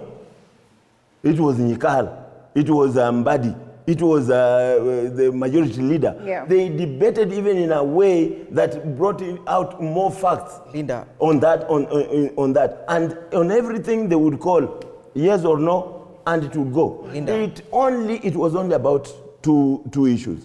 The same on the other issue. Linda. When issues are emotive, they will be different. They will be different. Yes. Linda, my biggest concern, and this is not just concern for today or even during this Kenya Kwanza regime, it is a concern for posterity and perpetuity of this nation and the democracy and our democracy, is that we have taken a trajectory that is mutilating the parliamentary democracy. We are getting into what we call parliamentary dictatorship. And this parliamentary dictatorship We are getting into it because of that idea of I am the majority, I can do whatever I want because I have the numbers. Now, when we say we have this parliamentary dictatorship, it is a country that suffers because the question of oversight and accountability is lost in between this battle of supremacy, to the extent that we are not able to hold our public officers and state officers to account because of this public outplay. If you look at the papers today, they are not addressing the substance of the case. We do not know today whether money was lost or not lost. Why? Because that whole idea of whether there was embezzlement or not, whether there was violation of the Constitution or not, was lost between the battle of supremacy. And until we get an objective parliament that is chaired by an impartial individual, we will not get anywhere. We have 3 months. We have 3 months for the course of law to take action. Yes. Don't you think within these 3 months? It may, yeah? Yes. But we have a problem in this country, and especially the manner in which our parliament has been constituted. Our parliament today has been constituted in a manner that it has lost its impartiality. For example, let me look at how the National Assembly is constituted. And we also look at the decision that was made by Honorable Wetangula in the question of the majority and the minority. First of all, Honorable Wetangula is a party leader of Ford Kenya. He is a coalition partner with the Kenya Kwanza. Then he goes and sits in a seat that is supposed to dispense with high degree of impartiality. We had the J. Muturis of this world. How do you create a balance with this? Aren't they politicians that are always there? And the best example you'd ever give, don't even mention. Yes. It's Marende. Yes. Marende came from ODM when the country was very divided. But when he assumed the chair of the National Assembly, he became a very straight point arbiter. So what am I saying this? Will be treated in this case until the High Court will answer this question. Who determines the majority in the House? Is it the Speaker, or is the majority determined at the time of the election? You understand? No. So that we get to know, can the Speaker just come and say and declare that now, tomorrow, Kenya Kwanza is not the majority. The majority goes with the Azimio. You know what Ndegwa must do, eh? No. Allow me finish. Briefly, we're coming to you. Allow me finish because make it brief. It's a very weighty issue. Yeah. So it is very important for us to have an impartial arbiter. To the extent that Honorable Wetangula is affiliated to that Kenya Kwanza, and the Speaker of the Senate is as well affiliated, then that means that Parliament is an extension of the executive. And that is why bills will pass unquestioned. That is why embezzlement of public funds, like it has happened to Odul, will go unpunished. Who suffers? Not just me, not just him, not just Kenya Kwanza, all the taxpayers. Well, there's a procedure that is followed to us attaining a speaker, both houses. Yes. And you want to tell me that procedure wasn't followed? It was followed. Exactly. It was followed, but all what we are saying, we have to keep on improving. Okay. If you replace a spare tire in the motor vehicle, you have a spare tire, yes. You've used all the procedures, yes, but the tire is worn out. So you must be careful that this vehicle may not lead you or get you to the place of your desire. One of the reasons why, these things are playing out at the level of Parliament or the Senate, most of these people will come to justify and by that the for way, this Linda, reason. By the way, Linda, you must understand that I'm a constitutional lawyer. Yes, and I'll come to acknowledge and appreciate you on being named amongst the top 100 litigation lawyers in the country. Sunday, you have to acknowledge that. I have said before and again. In the place of the law. Give it to him. Give it to him. Give it to him. He's done very good. So beyond the constitutional aspect, he's a litigation lawyer. But when it comes to politics, he has to listen. Let's take a short break and then come back so that he can listen to you. Yes. Yes, after the short break.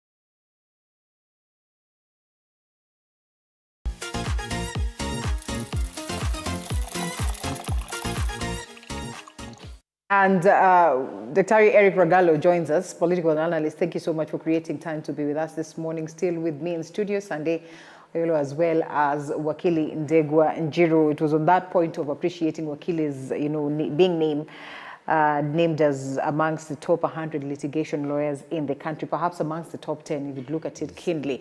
And therefore, we say that, growth is what it is that we want. And beyond that, also a very seasoned constitutional lawyer. And so when we talk matters constitutionalism, unamuachia, because then he has done his assignment on that. But even still, let's listen to Cherargei and hear his point of defense as to why then they had to save, and this, they would say, is on individual basis. Yes. As a senator, you decide that because we want to save devolution, for these reasons, we're going to make sure that, well, there's some essence of sanity in how we address some of these matters. Cherargei. Regulate the deputy governor of Siaya for successfully, and if you see votes, all the people who voted for him are people from across the side. You can check the vote. So this was an impartial vote. And as I had predicted that Deputy Governor William Oduol is not going anywhere, I have been proven right, because us as the Senate under Article 96 is to protect devolution. And we shall not be part of the process as a Senate to sanitize or allow political differences and disputes to be brought on the floor of the House. What we are proposing is simple, that DG Oduol has extended an olive branch. Governor Orengo is there. There are elders in Siaya. There are many senior people who come from Siaya. Let them sit and agree, because of importance is the service delivered to the people. Finally, this vote has proven one thing, that us as the people who, apart from the other side who voted to support him, us from the government side, we will always stand with the truth. And you remember the DG is a whistleblower. He is the one who whistleblower against corruption. And the president has insisted that we must fight corruption head on. And I can assure you, you saw what happened with the finance bill. We crushed and vanquished and exonerated and incinerated. Political differences aside, maybe it was Azimio that perhaps wanted the DG to go. Maybe it was on basis of the allegations that were leveled against him. But the Kenya Kwanza side says that, we will forget the political aspect of this, but focus on making sure that we save devolution. Is that a face of saving devolution? Linda, there is a very good philosopher called George Orwell. George Orwell says that every generation thinks that it is the best and thinks that it will outshine even the generations to come. In a parliament, like he says, parliament dictatorship, The question is whether it started today. In last parliament, which he supported very much, we had fuel levies as also a very big debate. We had the loans and lifting of the ceiling on loans for Uhuru. These are the loans that have now sunk us deeper in that government. We had KEMSA and the question of KEMSA. And you remember the question of KEMSA even when the president came in parliament and said, within 21 days, I shall name and shame and sack and everything. It never came to happen. We had the kicking out of Jubilee leadership when ODM and the section of Jubilee uniting with Uhuru Kenyatta. That's what they did. They mutilated democracy in parliament. They did everything that they wanted. They crossed the aisle. In fact, by the way, it was. So are you saying that we should continue in No. What I'm saying yes. is that first of all, before I'm on you're building. Okay. I'm on the subject of objectivity. Yeah. When you debate a matter like that, you cannot start by castigating without taking stock of what has happened in your own corridors. Secondly, we have a majoritarian system or parliament. And first of all, let's start even with the speaker. So how did the speaker become speaker without the vote of the majority of the parliament? Because the speaker is elected by the majority. So if the speaker is elected by the majority, and then on that basis he makes decisions, those decisions are validated because already he is legitimate. Yeah. So that is where we must start from. Now, when we come to the issue of corruption and CIA, General Gay has said it very well. This is a whistleblower. Where we needed to start from, because the work of the Senate is to save devolution, we needed to start from scrutinizing the papers and defending the whistleblower. Otherwise, we run into a risk of mutilating even the voices of whistleblowers. We want those, we want to encourage them. Our counties are now bedeviled with corruption all over. Yeah. There are governors right now who have, from the last, who have come out 2 years. You cannot touch them. Some of them are filthy rich and they were just poor the other day. And we must now start nabbing that from the bud. What Odwal did is commendable and needs to be applauded. And all. So what do you expect of him now that and maybe I should ask that to Eric, now that, well, the Senate has saved him, 3 months window perhaps that will not, yield much. So when he goes back to the county, does he still continue speaking to what he had, concerns about, or does he look forward to speak to the governor so that now they are in good terms, or what exactly? Thank you, Linda, and sorry viewers for being this late. My brother, before you throw a stone to other people, look at your own speaker, because he's a member of your party. Actually, he's not even a member of your party. He left your party, but he still controls your party. Your speaker has killed the law of the land. We're referring to the Speaker of the National Assembly. Yes, One Wetangula. On 23rd September 2014, in that parliament, Wetangula talked about control of parliament by the courts. And he was very bitter because the courts were saying what is supposed to be done in parliament. And he was imploring to the speaker then, who is his governor, not to follow the courts. Okay? And he said that we will be controlled by other avenues if we end up being controlled by the courts. The same speaker, last month, he read a piece of paper from Kiambu Court and said he's following the court. We have a lawyer here, a constitutional lawyer. The Constitution says all these organs are independent. So was the speaker supposed to follow the court? For you to be a speaker, you have to be in a level of a Court of Appeal judge. For you to be the chair of National Anti-Corruption Authority, your position is of a judge. For you to become an IEBC chair, the position of IEBC chair is a Court of Appeal judge. Your judgment is of a judge. So for Wetangula to go against what he said in 2014 shows ndumakuwili, double standard, people of two heads. You hit this head, it runs with the other head. You hit this head, it runs with the other head. So as much as he's saying that the other people controlled parliament, what is Wetangula doing?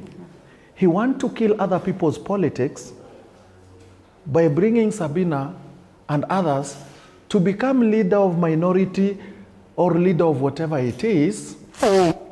You saw what was spent in parliament. What is the function of leader of minority as Sabina is? Chief whip. Sorry. Minority whip. Who is Sabina whipping and from which side is he whipping? Is she whipping whatever she's whipping? And that is okay with Wetangula. I'm asking him because that is his party. And that was his party leader. So, ukigonga wengine bwana ndugu yangu, usisahau Wetangula anatuharibia constitution. Our kids in school, they are taught what we call civic education in social studies. Civic education tells you that the speaker is voted by a full house, okay? It tells you the leader of majority comes from the majority in parliament. By constitutionally, who is the majority in parliament? It is Azimio. So what is your child going to write in a paper? The child is going to fail an exam, and that exam is exactly doctored by Wetangula. Well, let me finish. Let me finish. Yes. It's being doctored by Wetangula. So what are we trying to tell our kids? That what you're writing in paper is not what we believe, and our why? Mbona unachanganyisha watu? Are there legal channels to address this? So, yes. No, now there are legal channels because we're coming to you. We have gone to court to challenge the decision of Mr. Wetangula. Because one thing, like I told you, Mr. Wetangula did not have the jurisdiction to make a determination. Are you part of the civil team? Yes. The 12, are they 12? Yes, I'm actually representing. You're representing yes, them. Alongside we formulated that petition with Kibe Mungai. Yeah. We have served all the parties. We are going before the court on the 4th of July for directions. And it's a very substantive question. Because what we are simply saying, even this budget that has now been, this financial bill that has been passed into law, we are simply saying it has been passed by the minority. Yes. And the minority do not have the power to formulate such kind of a bill. Yes. So what we are simply saying is that the majority have been denied representation in parliament. And it is a very, let me finish. And it is a very serious question of representation and taxation. We keep on saying that why did Kimathi go to the forest? Kimathi went to fight against taxation without representation. Why was there civil war in America? The civil war was occasioned, the American Civil War, by the question of taxation without representation. So we are simply saying, if you want to tax us, then there must be the representation that is contemplated by the Constitution. And Kenyans have a right to stop or to decline paying taxes to government if they are not represented. That is one of the rights that they have. An absolute right. Because it is very easy for people to fail to pass through the ETR. So if we all say that we are not going to pass through the ETR until the question of representation in parliament is solved, it is my right. So what I'm simply saying is, let's give the court some time. At the fullness of time, the question of majority will be determined. The court is going to determine that, because in my own opinion, and the Constitution dictates so, The only person who has the power to determine who is the majority is the voter. What Wetangula has done or what he did, he usurped the sovereignty of the people. Through that ruling. That's what I was and derogated the sovereignty of the people to himself. To himself. He arrogated himself that duty and disregarded the people. It really required... And that is why we have a serious problem. 1 minute, I finish, and then I hand over. And it's the same problem we are facing with this budget. When Honorable William Ruto went to Paris, I had him castigating the IMF and the World Bank, saying, oh, they must do some structural adjustment, oh, they must appreciate the African continent, but the African continent must have a say. You know, he's having a double speak and he's a hypocrite. Yes. Why? Because when he's trying to castigate the IMF, uko inje, here in Kenya, he's mutilating the sovereignty of the people. Yes. The budget that we have now speaking to, or the Finance Act, is IMF. Yes. So what the question is, why does he want IMF to reform and IMF is for giving loans to Kenyans, and he said that he's not going to take loans? Why does he need the reforms of IMF? What will it benefit? Is it not an acknowledgement that we are somewhere where it is not so good? Why was it? But then again, we require to make adjustments. IMF and World Bank not an issue between Proceed. And between Kibaki and Uhuru never had issues with IMF. Well, interesting. What I was make it brief so that Sunday can come in to respond. Yes. So what I was saying is, when Wetangula took all these powers to himself, he took away MPs with Ruto from the majority side. So they formed the majority, whereas they are the minority. So the government we have today, and that's why he talked about parliamentary majority. That's why I was coming in. You know, when someone speaks, you must tell him the truth. They don't have the majority constitutionally. Yeah. They are the minority. So our country is actually being ruled out of law and passing of this unconstitutional. Everything is done out of constitution. One, Sabina should be the head of majority, not minority. But they were given that and we took it. Fine. Now, court is there. Wetangula is a wrong person there.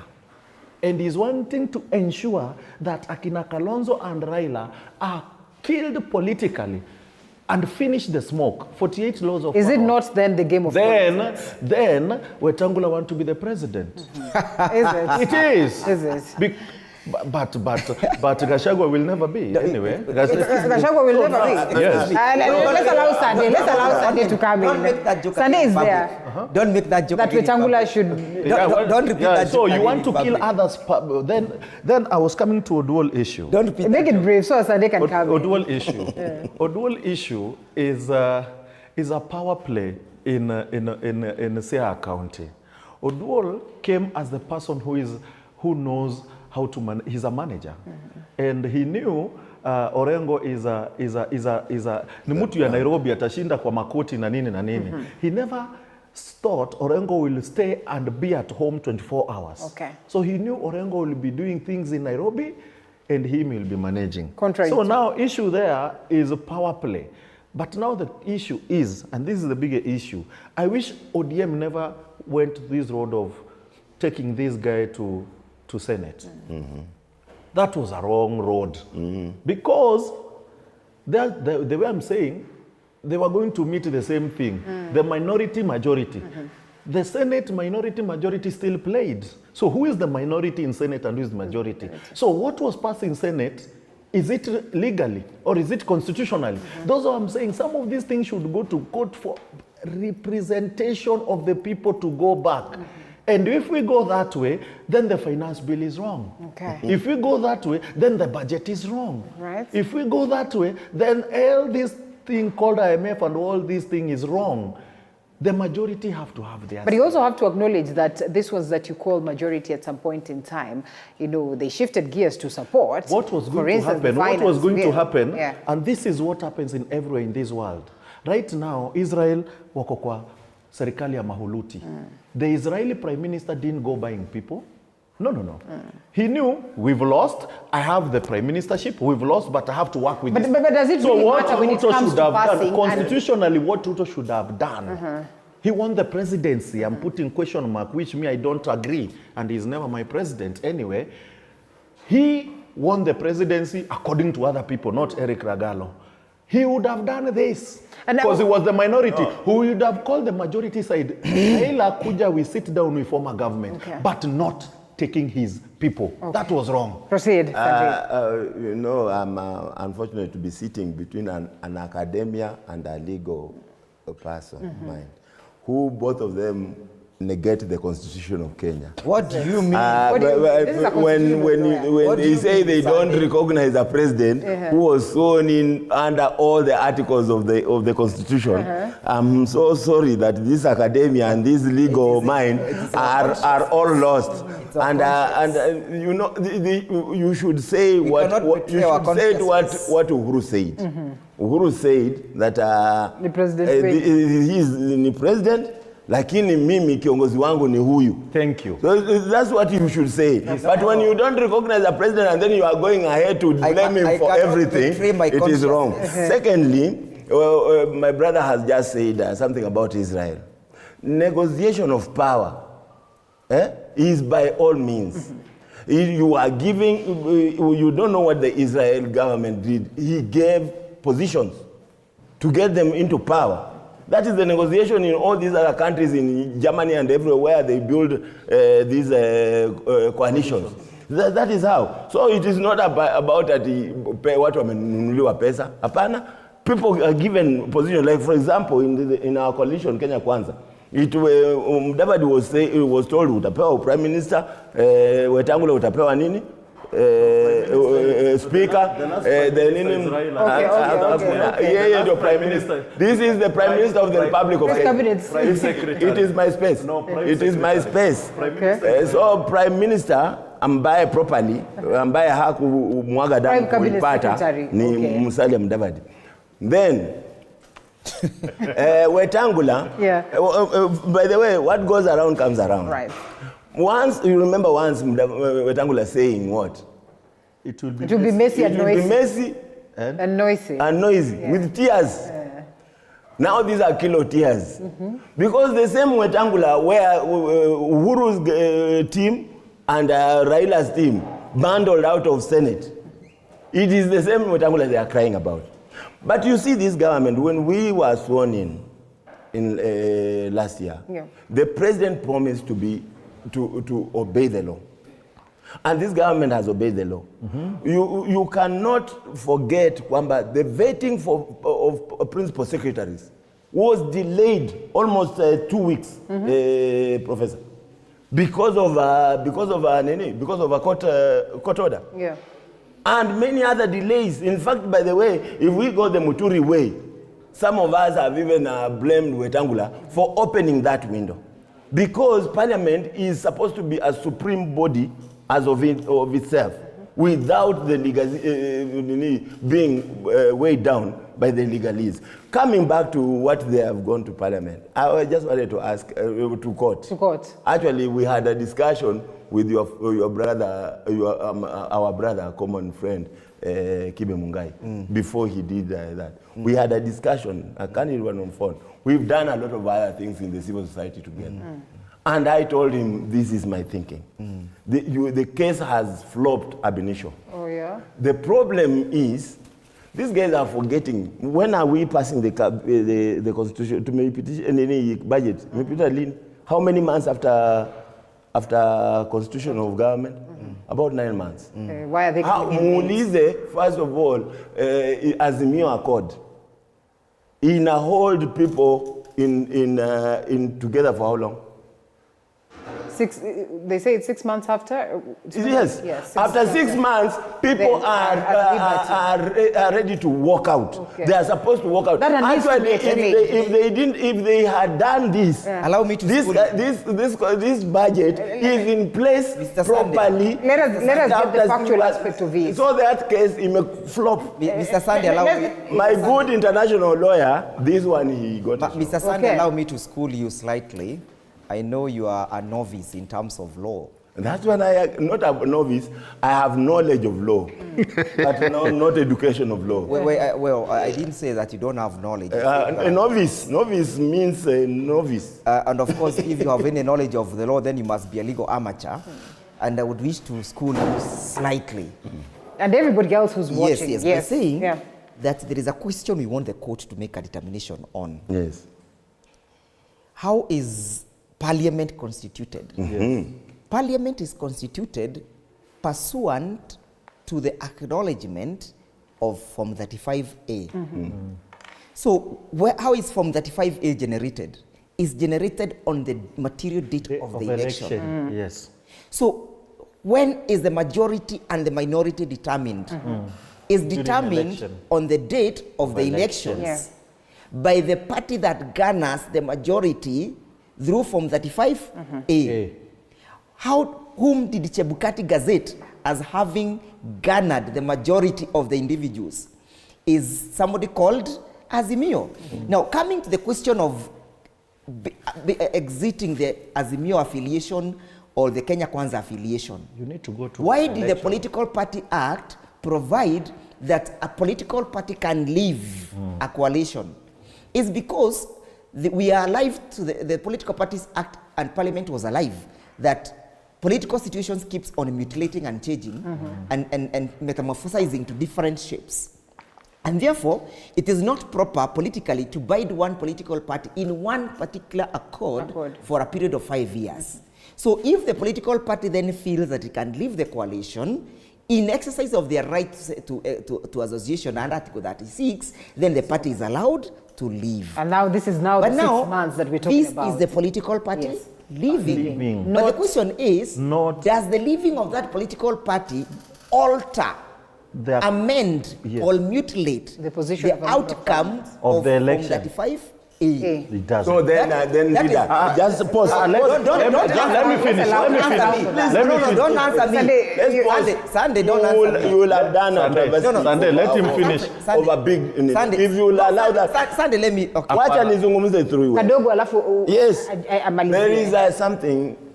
As he does that, he must give you the place of pre and post coalitions. I have not addressed the coalition issue. I have told you they have a right to leave. Yes. But the position of Form 35A cannot change. Okay. So now let me Sunday, let me you see, by the way. You see, Mr. William Ruto. Let me give him an example. One example to Niako too. If I want to tell Sunday, if they leave and someone crosses the other side, and decides to change now totally, then they have to change from 35A by seeking mandates. Okay. Exactly. And then we come to a space number two, the Raila way and others. Number two, going back to the people. Number two, now that William Ruto. Unajua niko peke yangu hapa. 1 minute. Wacha waseme and then we come back. Wacha ni correct kitu hapo. Mr. William Ruto, Honorable William Ruto, allegedly got the majority of the numbers of votes. On basis of on the basis of Form independent candidates, yes. No, on the basis of Form 34A, William Ruto was declared the president. Yes. But today the ground has shifted. He does not have the majority who made him get the Form 35A. But is he not the president? He is. Does that change? I'm giving example with him. 1 second, I'm giving example with him. If you do right now the survey of Kenya, many people are now not supporting Ruto. Okay? Go to Mount Kenya. Now, let me finish my analogy. Let me finish my analogy. Let me finish my position. I'm now not supporting William Ruto. Does that make William Ruto? I don't support him, and I've said he's not my president. Does that make him not the president? No. So the thing is, if at all you change and you want to change everything, then seek mandate. The hypocritical nature, Sunday, in this conversation is that even during the times, and I think we're complaining about them, being allied to UDA as opposed to Jubilee, yet they were elected on basis of that. Yes. But also DAP joined, and a majority of these, political parties were part of Ford Kenya, for instance. Yes. But then they shifted to Azimio as part of DAP. Is it not hypocritical for the two of you as well then to argue that in this particular time, then we have people who have shifted allegiance. Why is it that it wasn't a conversation then for them to go and seek a fresh mandate? Linda, one, there is no Form 35A. Not 35. For Kenya Kwanza, for Azimio. There were only 2 candidates on Azimio. Okay. Raila Amolo Odinga and Martha Karua. The others were on... All others were on their parties. So there is no room from 35A for members of parliament. Wakili. Wacha kwanza, toka hapo. Secondly, Azimio, Azimio, so it must be rested that Azimio was on the ballot. Yeah. It was only for presidential. We had individual members of parliament. ODM, DAP, Kenya. Na Kenya ikapata 0, hiyo chama yake, and all that. Secondly, pre and post coalition, election coalitions have been and is a tradition of this country. 1997, when after election, Raila did not go back to the people. 1997. But he shifted. He shifted with NDP into Kanu. Ikamezwa. Tractor ilimezwa na Jogo. 1997. 2007, after the coalition, did we go back to election? No. In parliament, the arrangement of coalition was arranged in parliament. 2018, did we go back to the election? We had Wanga take up the position of finance. We had Kanini Kega and all the changes in parliament. We had Wetangula kicked out of a code. It was called code.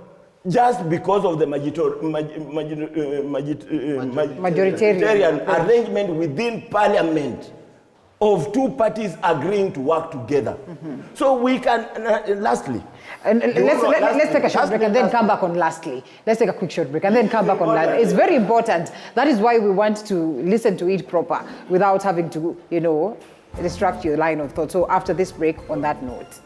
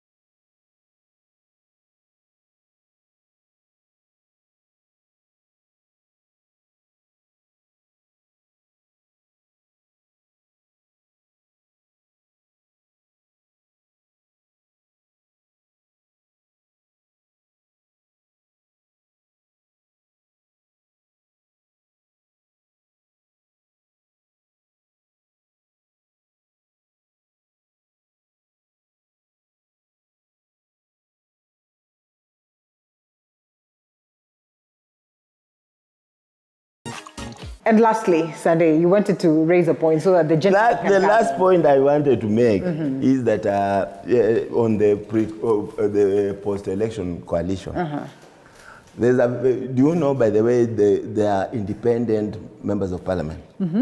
Those ones that now are affiliated. Do you know that the members of parliament who are independent are not supposed to be affiliated? Yes. Do you know that the member of parliament for Migori County is affiliated to Azimio officially? Does it make it wrong? Migori is not a parliament. Migori is a whole county. A county. I have said it. But he could be referring to the women honorable member of parliament for Migori County. He's a lady. He's referring to the women representative. The women rep. Okay. She is affiliated officially to Azimio. Does it make it illegal?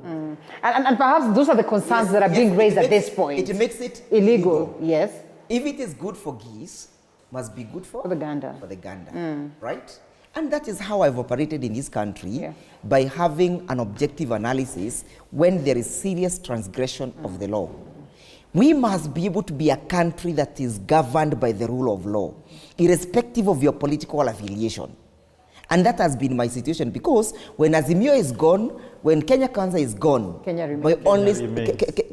will remain, and my only solace and point of defense and point of immunization will be the rule of law that I shall have defended from the day one, devoid of my political biasness, prejudices, and prejudices. Madam Linda, what Wakili Ndegwa must do and Mungai Kibe, a good lawyer, when they go to court, let me finish. They must produce Form 35A. Let me finish. Yeah, with a list of these candidates. Let me finish. Members of parliament. Let me finish. And not the parties. Let me finish. Yes. They must do. And the unfortunate thing is that he's a good he's a good student for politics, but a very poor student for the law. Yeah. And if he doesn't listen to me, he's going to still embarrass himself as an amateur. So I would ask you that you so listen to me, that I may school you slightly, for the benefit of having a substantive argument. For the benefit of having a substantive argument and a more convincing one when you go before your peers. I would say this. When you look at Article 38, Clause 2 of the Constitution, it has dictated that the sovereignty of the people will be exercised through something we call universal suffrage. Through the universal suffrage is where you'll be able to capture the will of the people. It's not me, it's the Constitution.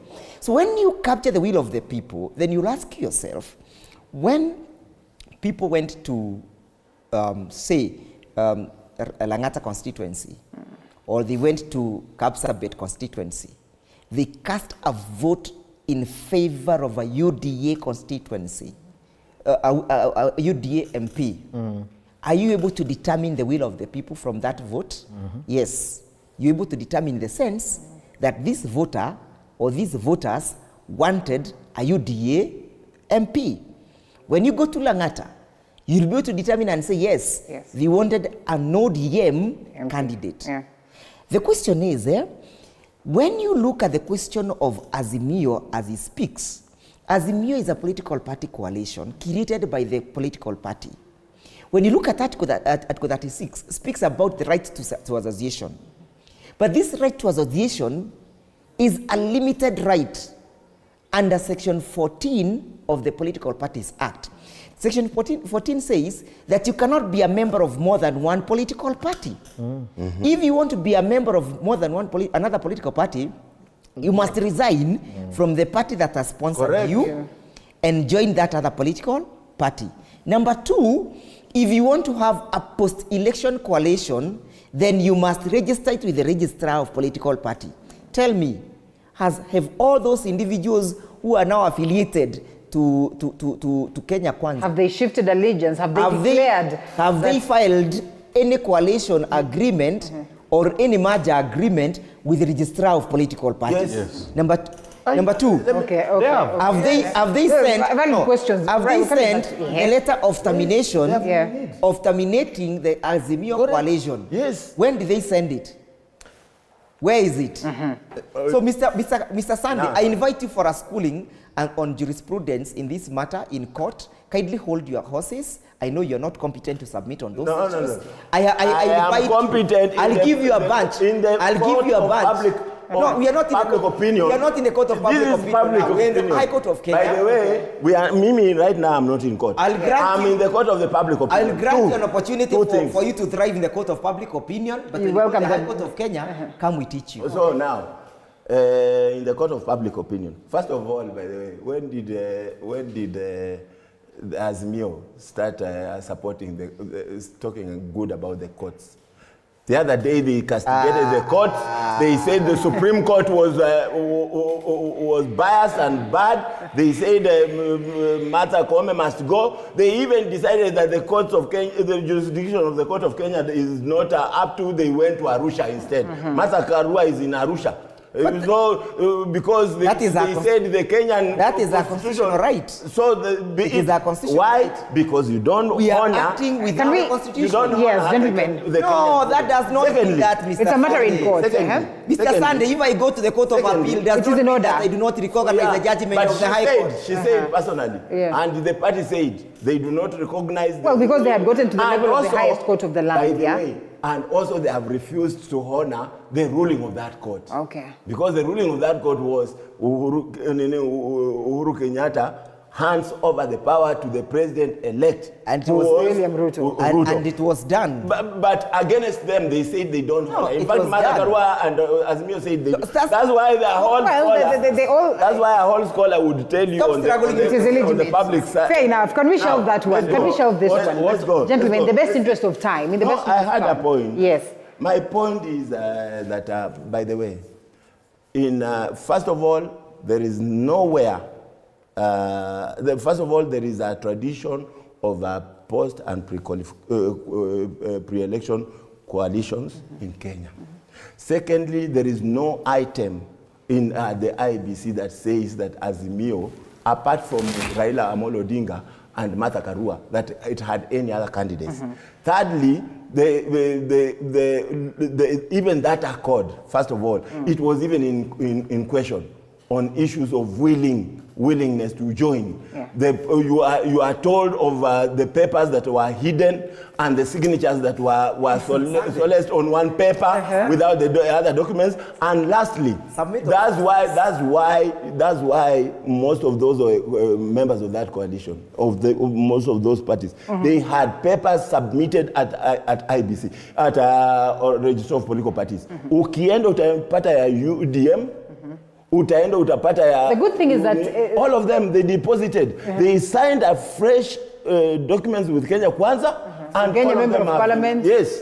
For the whole party, not even member of parliament. The case is in court. The case is in court, and therefore we can allow for the process to take course, and we also get to see whether they're going to substantiate. Because my assumption is that they have been labeled as respondents. Yes, and allow me to extend an olive branch to my learned friend Amateur to come and have the opportunity of enjoying from go be a friend of court. The 2023 finance bill has been assented. Yes. Thank you. Thank you, it has been. You really wanted for that to happen. Yes. What do we expect from the Azimio team?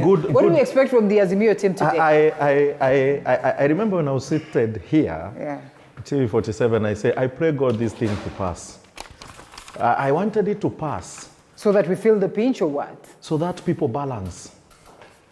So that the mindset of people who thought that they cannot vote an uncircumcised man because being an uncircumcised makes somebody being dumb to lead the country. There are people who thought when Raila becomes the president, Raila is going to make them suffer more than anybody. These are the things that were said where I vote. There are people who said, a Luo should never lead in this country, but a Luo can do surgery on your body. He can lead in surgery. A Luo can be a lead lawyer in any court and win cases. A Luo can be a very good scholar and write books, but a Luo cannot lead Kenya because a Luo was cast by gods. You understand? Yeah. So, because Luos, I'm putting this because this is it. Because the Luos were not born to lead your country, and other people who can lead your country are circumcised, And there are people who can lead your country, and I'm using really a conversation. No, is it how it should take? Is it the kind of shape that it should? It is how it is. Here or there. Sorry. He's addressing a very good issue. That is a concern. That is a concern that is here. But then again, remember the question. The finance I'm addressing a concern. A sentence to law. A sentence which is true. I'm telling Kenyans. Because that person cannot lead because he's not mutilated. It is not a matter of Raila Odinga. No. It is Eric is a Luo, and Eric would want to be a president. And since Eric is not mutilated, Eric is not supposed to lead your country. Eric, let's be objective for a moment. And being that, then let this thing pass. So that those people who are mutilated, those people who are bright enough to lead your country. How can you tell? Let them lead your country in the right way. I'll take it away from you. I'll take it away from you and ask the same question. Assented to law. Perhaps that's what you wanted Sunday. And I asked, what is the Azimio team planning? We want to thank God that we've come to this level because of this ascension. The gas is cost of the gas is going to go down, and the forests are going to be saved because we now have people, mothers. By the way, we've now engendered the kitchen.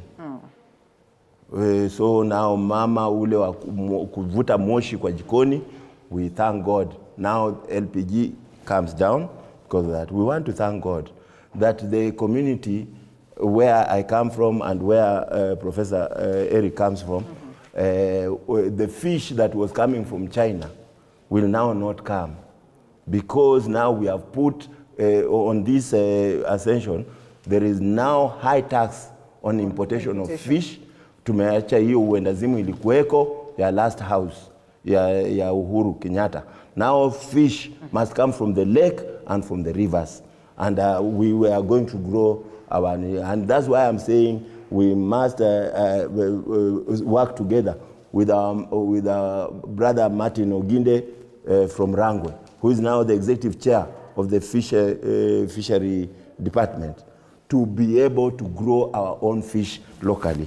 And fish farmers now should do more ponds because we are going to have enough. By the way, we are told Japanese live long because wanakula samaki nyingi. And that's why the operators, the surgeons, and the best brains are from where this man comes from. But they cannot be leaders. And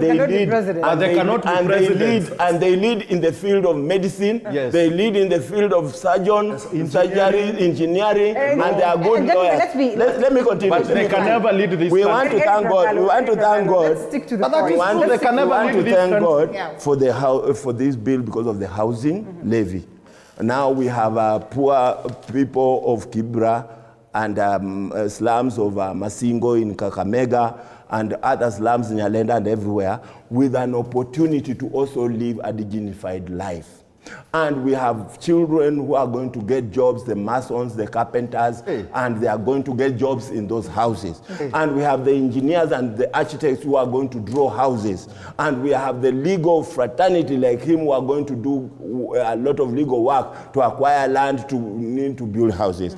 We want to thank God for this bill because community health promoters, over 100,000 of them, are going to be out earning money for the first time. Actually, they've now been elevated from community health volunteers because they have since 1960. They've successfully challenged in court. Are you not worried that then this will reverse? We were looking at the gains now. Yes. We want to thank God for the 3 billion shillings that have been allocated to oil plants, the avocado growers, the macadamia growers. Last time we were here with my brother Ndegwa, he was complaining about the macadamia. Yeah. Now we have given him the answer, he is refusing the answer. And Sade, we cannot speak to every positive thing about the bill. I think it's for the people to go out there and read and understand. Linda, you pays the piper, calls the tune. It tells you who has brought Mr. Sunday here.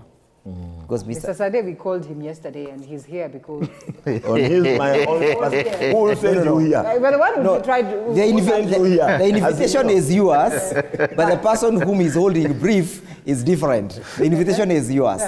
And that is why you can see is only highlighting the positives. Not even the positives, issues that are not substantive enough. And we keep on saying, in but I'm saying these are the allow me, in the bill. They're in the bill. Mr. Sunday, allow me. Right, proceed. In law, there's a maxim of law that says, is an equitable maxim that says, equity looks at the substance and not the form. He's looking at the form. But the substance, where the crux of the matter is avoiding to look at it. For example, he said in 2018, there was a big debate about the financial bill, Uhuru's financial bill, on the fuel levy. And Uhuru, hearing the outcry of the people, having targeted to place it at 16%, lowered it to 8%. What has happened today? The price of fuel is going up. As at 1st of July, the border person who woke up early in the morning to go and vote for this government, if at all it ever received votes from those people, will pay 1 liter of petrol at 200 shillings. What will that mean? It will mean that our electricity will go up. It will mean that the person transporting that LPG gas from the plant to the retailer will increase the prices. What will that mean? It will mean that the ripple effect of fuel will be pushed back to the consumer. So at the end of the day, it will be a zero game. Number two, they have decided to steal from Kenyans through an allegation of something called the housing levy. Is it? When they had proposed to do 8%, at 3%, at least they had done a cap. I think 1,000, is it 1,000? 2,500. Today, the 1.5% levy is not capped. So your salary of that 1,000 shillings minus 1.5%. Previously, it was capped. Number two, the 1.5% is being charged on your gross salary, not on your net salary. Gross. So before you pay pay as you earn, before you pay NHIF, before you pay other deductions, statutory deductions, the first deduction that is going to be made is the 1.5 levy on your gross salary. Yes. So you can see where the so-called the employee is being left. Number three, 2.75% on NHIF on your gross. On gross. Number three, and that is why it is tragic for these individuals. We do not know who is holding this fund. At least we know who holds the fuel levy, the NSSF levy. We know who holds it. We know who holds the NHIF. But this one, we have created a levy with deductions beginning on the 1st of July without creating a body or an organ that will administrate this money. So the money will end up in the consolidated funds. Yes. If it ends up in the consolidated funds, it means that tomorrow there can be famine, there can be drought, there can be disaster and catastrophe. What will mean is the money will be siphoned without any trace.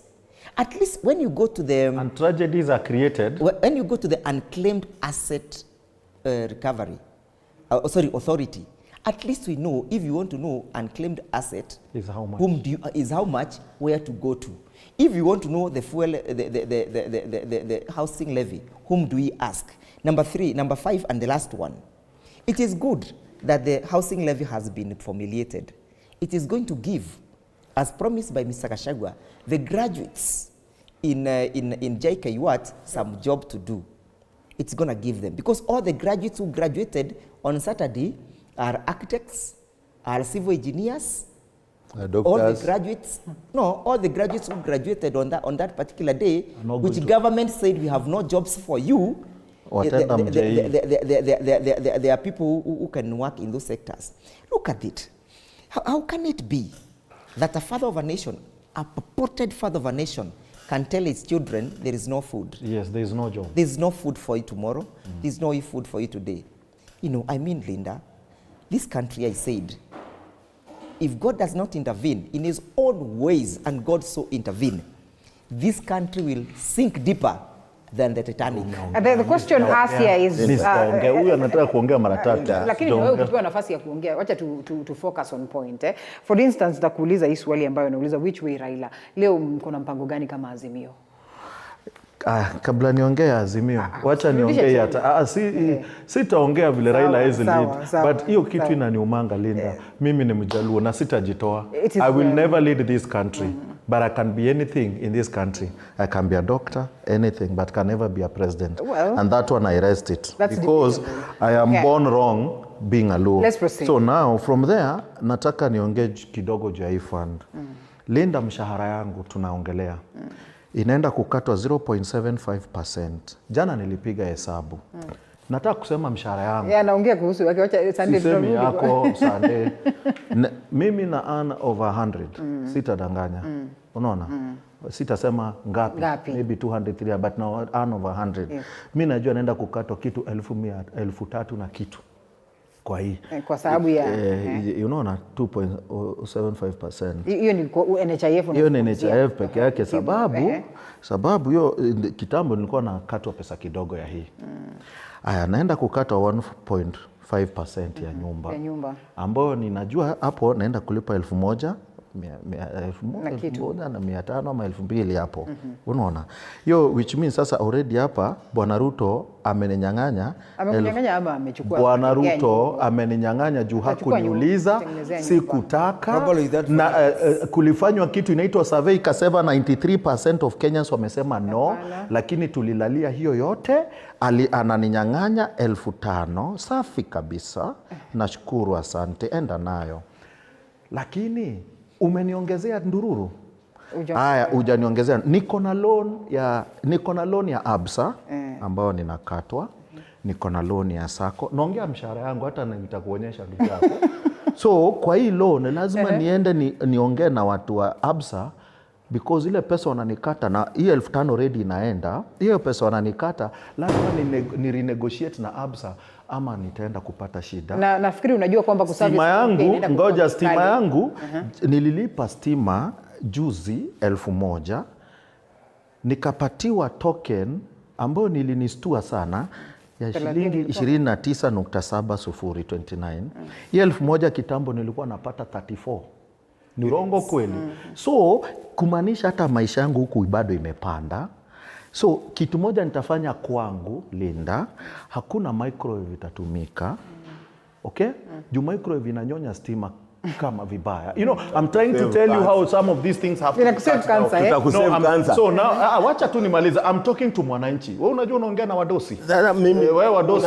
So now what I'm trying to tell you mwananchi, kama wewe ni kijana hujafikisha miaka 30, umemaliza university, leave this country. Lakini president amekwambia kwa nini ana target kufanya hivyo? They have no passports. This is not your country.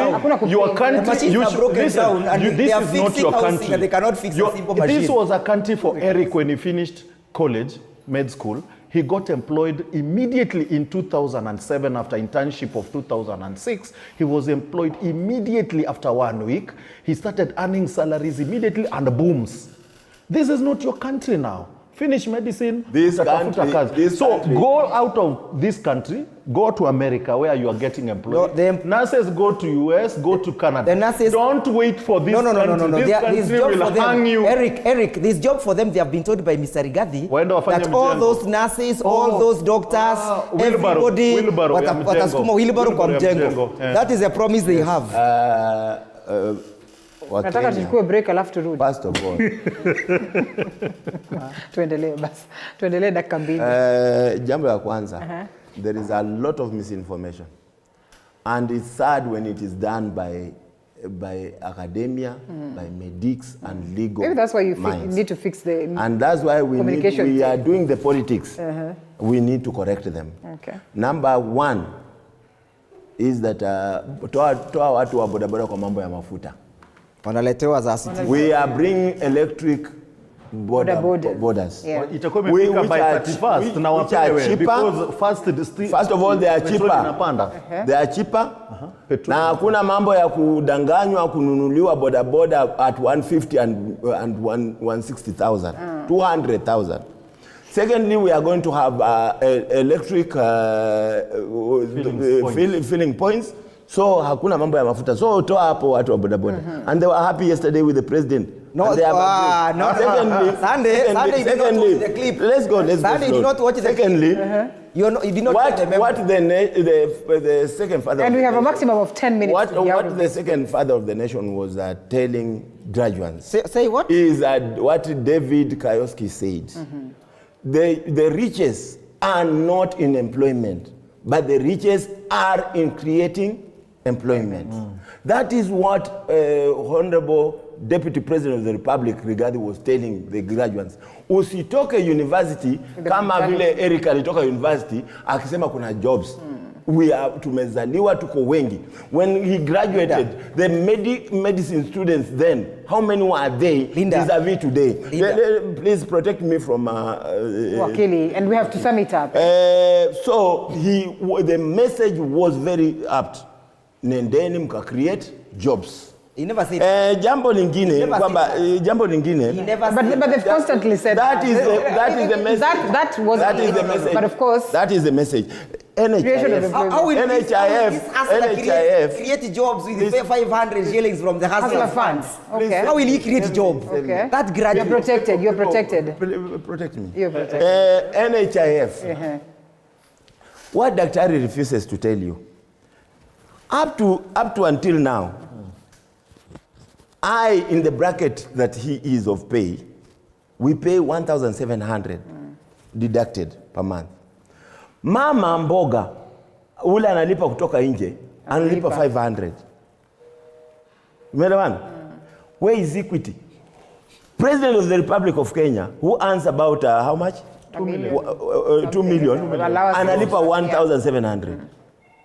And Safaricom executive, who earns maybe $1 billion, 10 million. Analipa 1,700. It was unfair.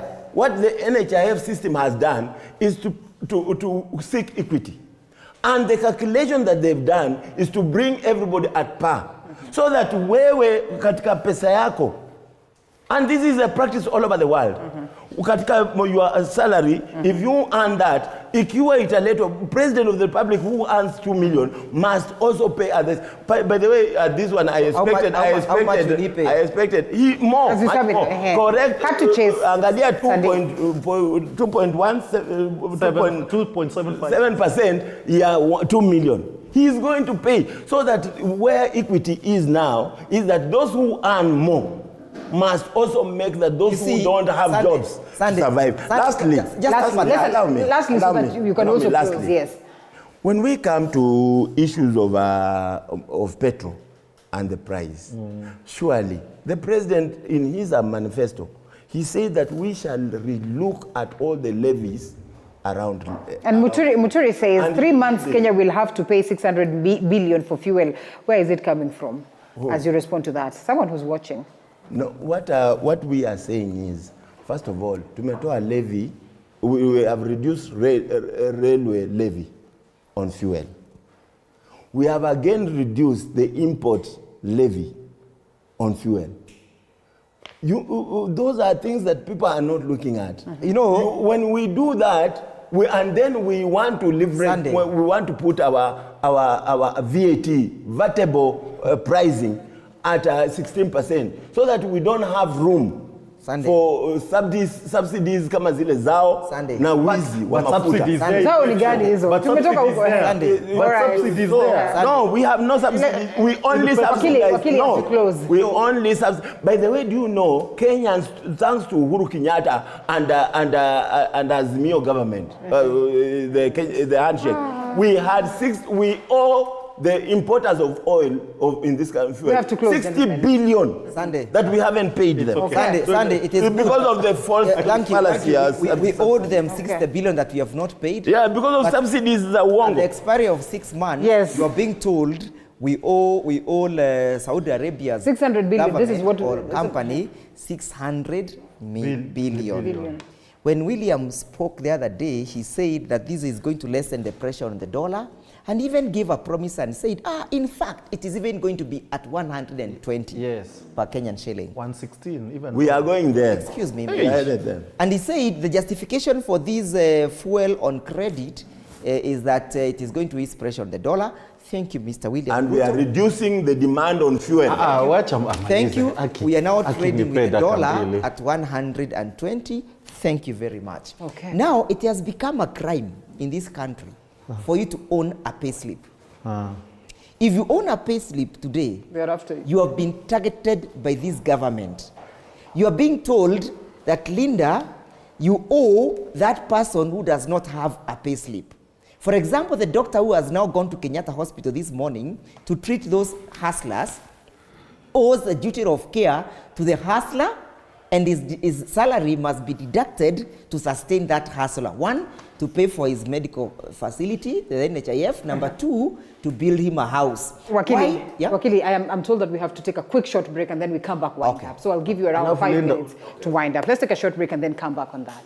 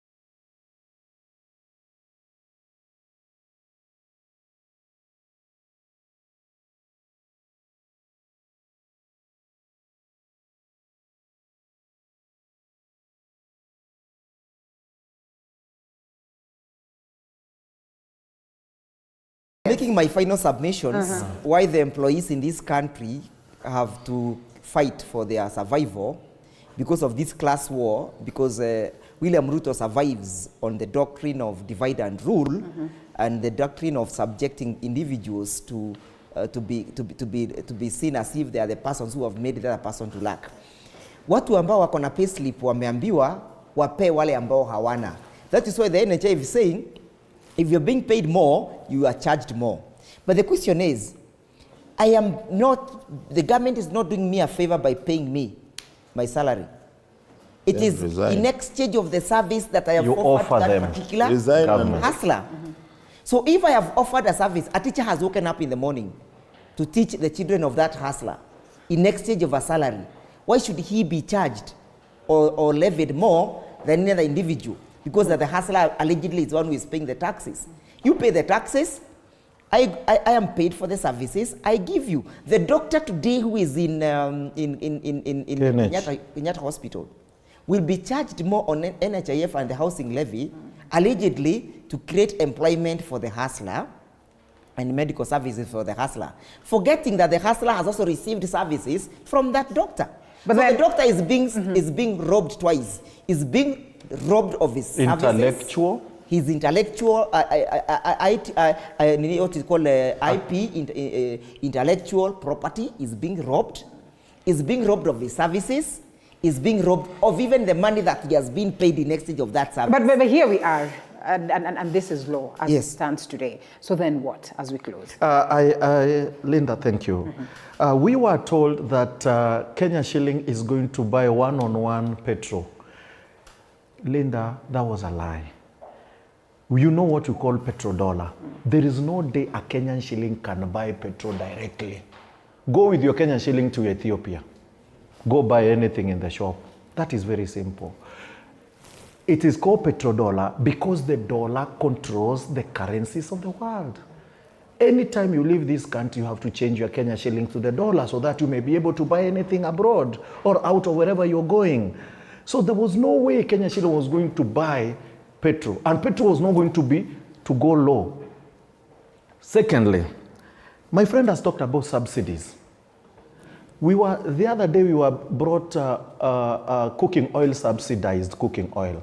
Was that subsidy or not subsidy? Did it affect the price? Did it affect the price? No. Gentlemen, you know we have to close. So now, we cannot revolve around the damage that comes with the hair. Today we are going to Kamukonji. Okay. We are going to address the nation and tell the nation the truth, that Kenya is not a socialism nation. We are not Tanzania of 1964. And you see, socialism failed in Tanzania because Ujamaa could not work.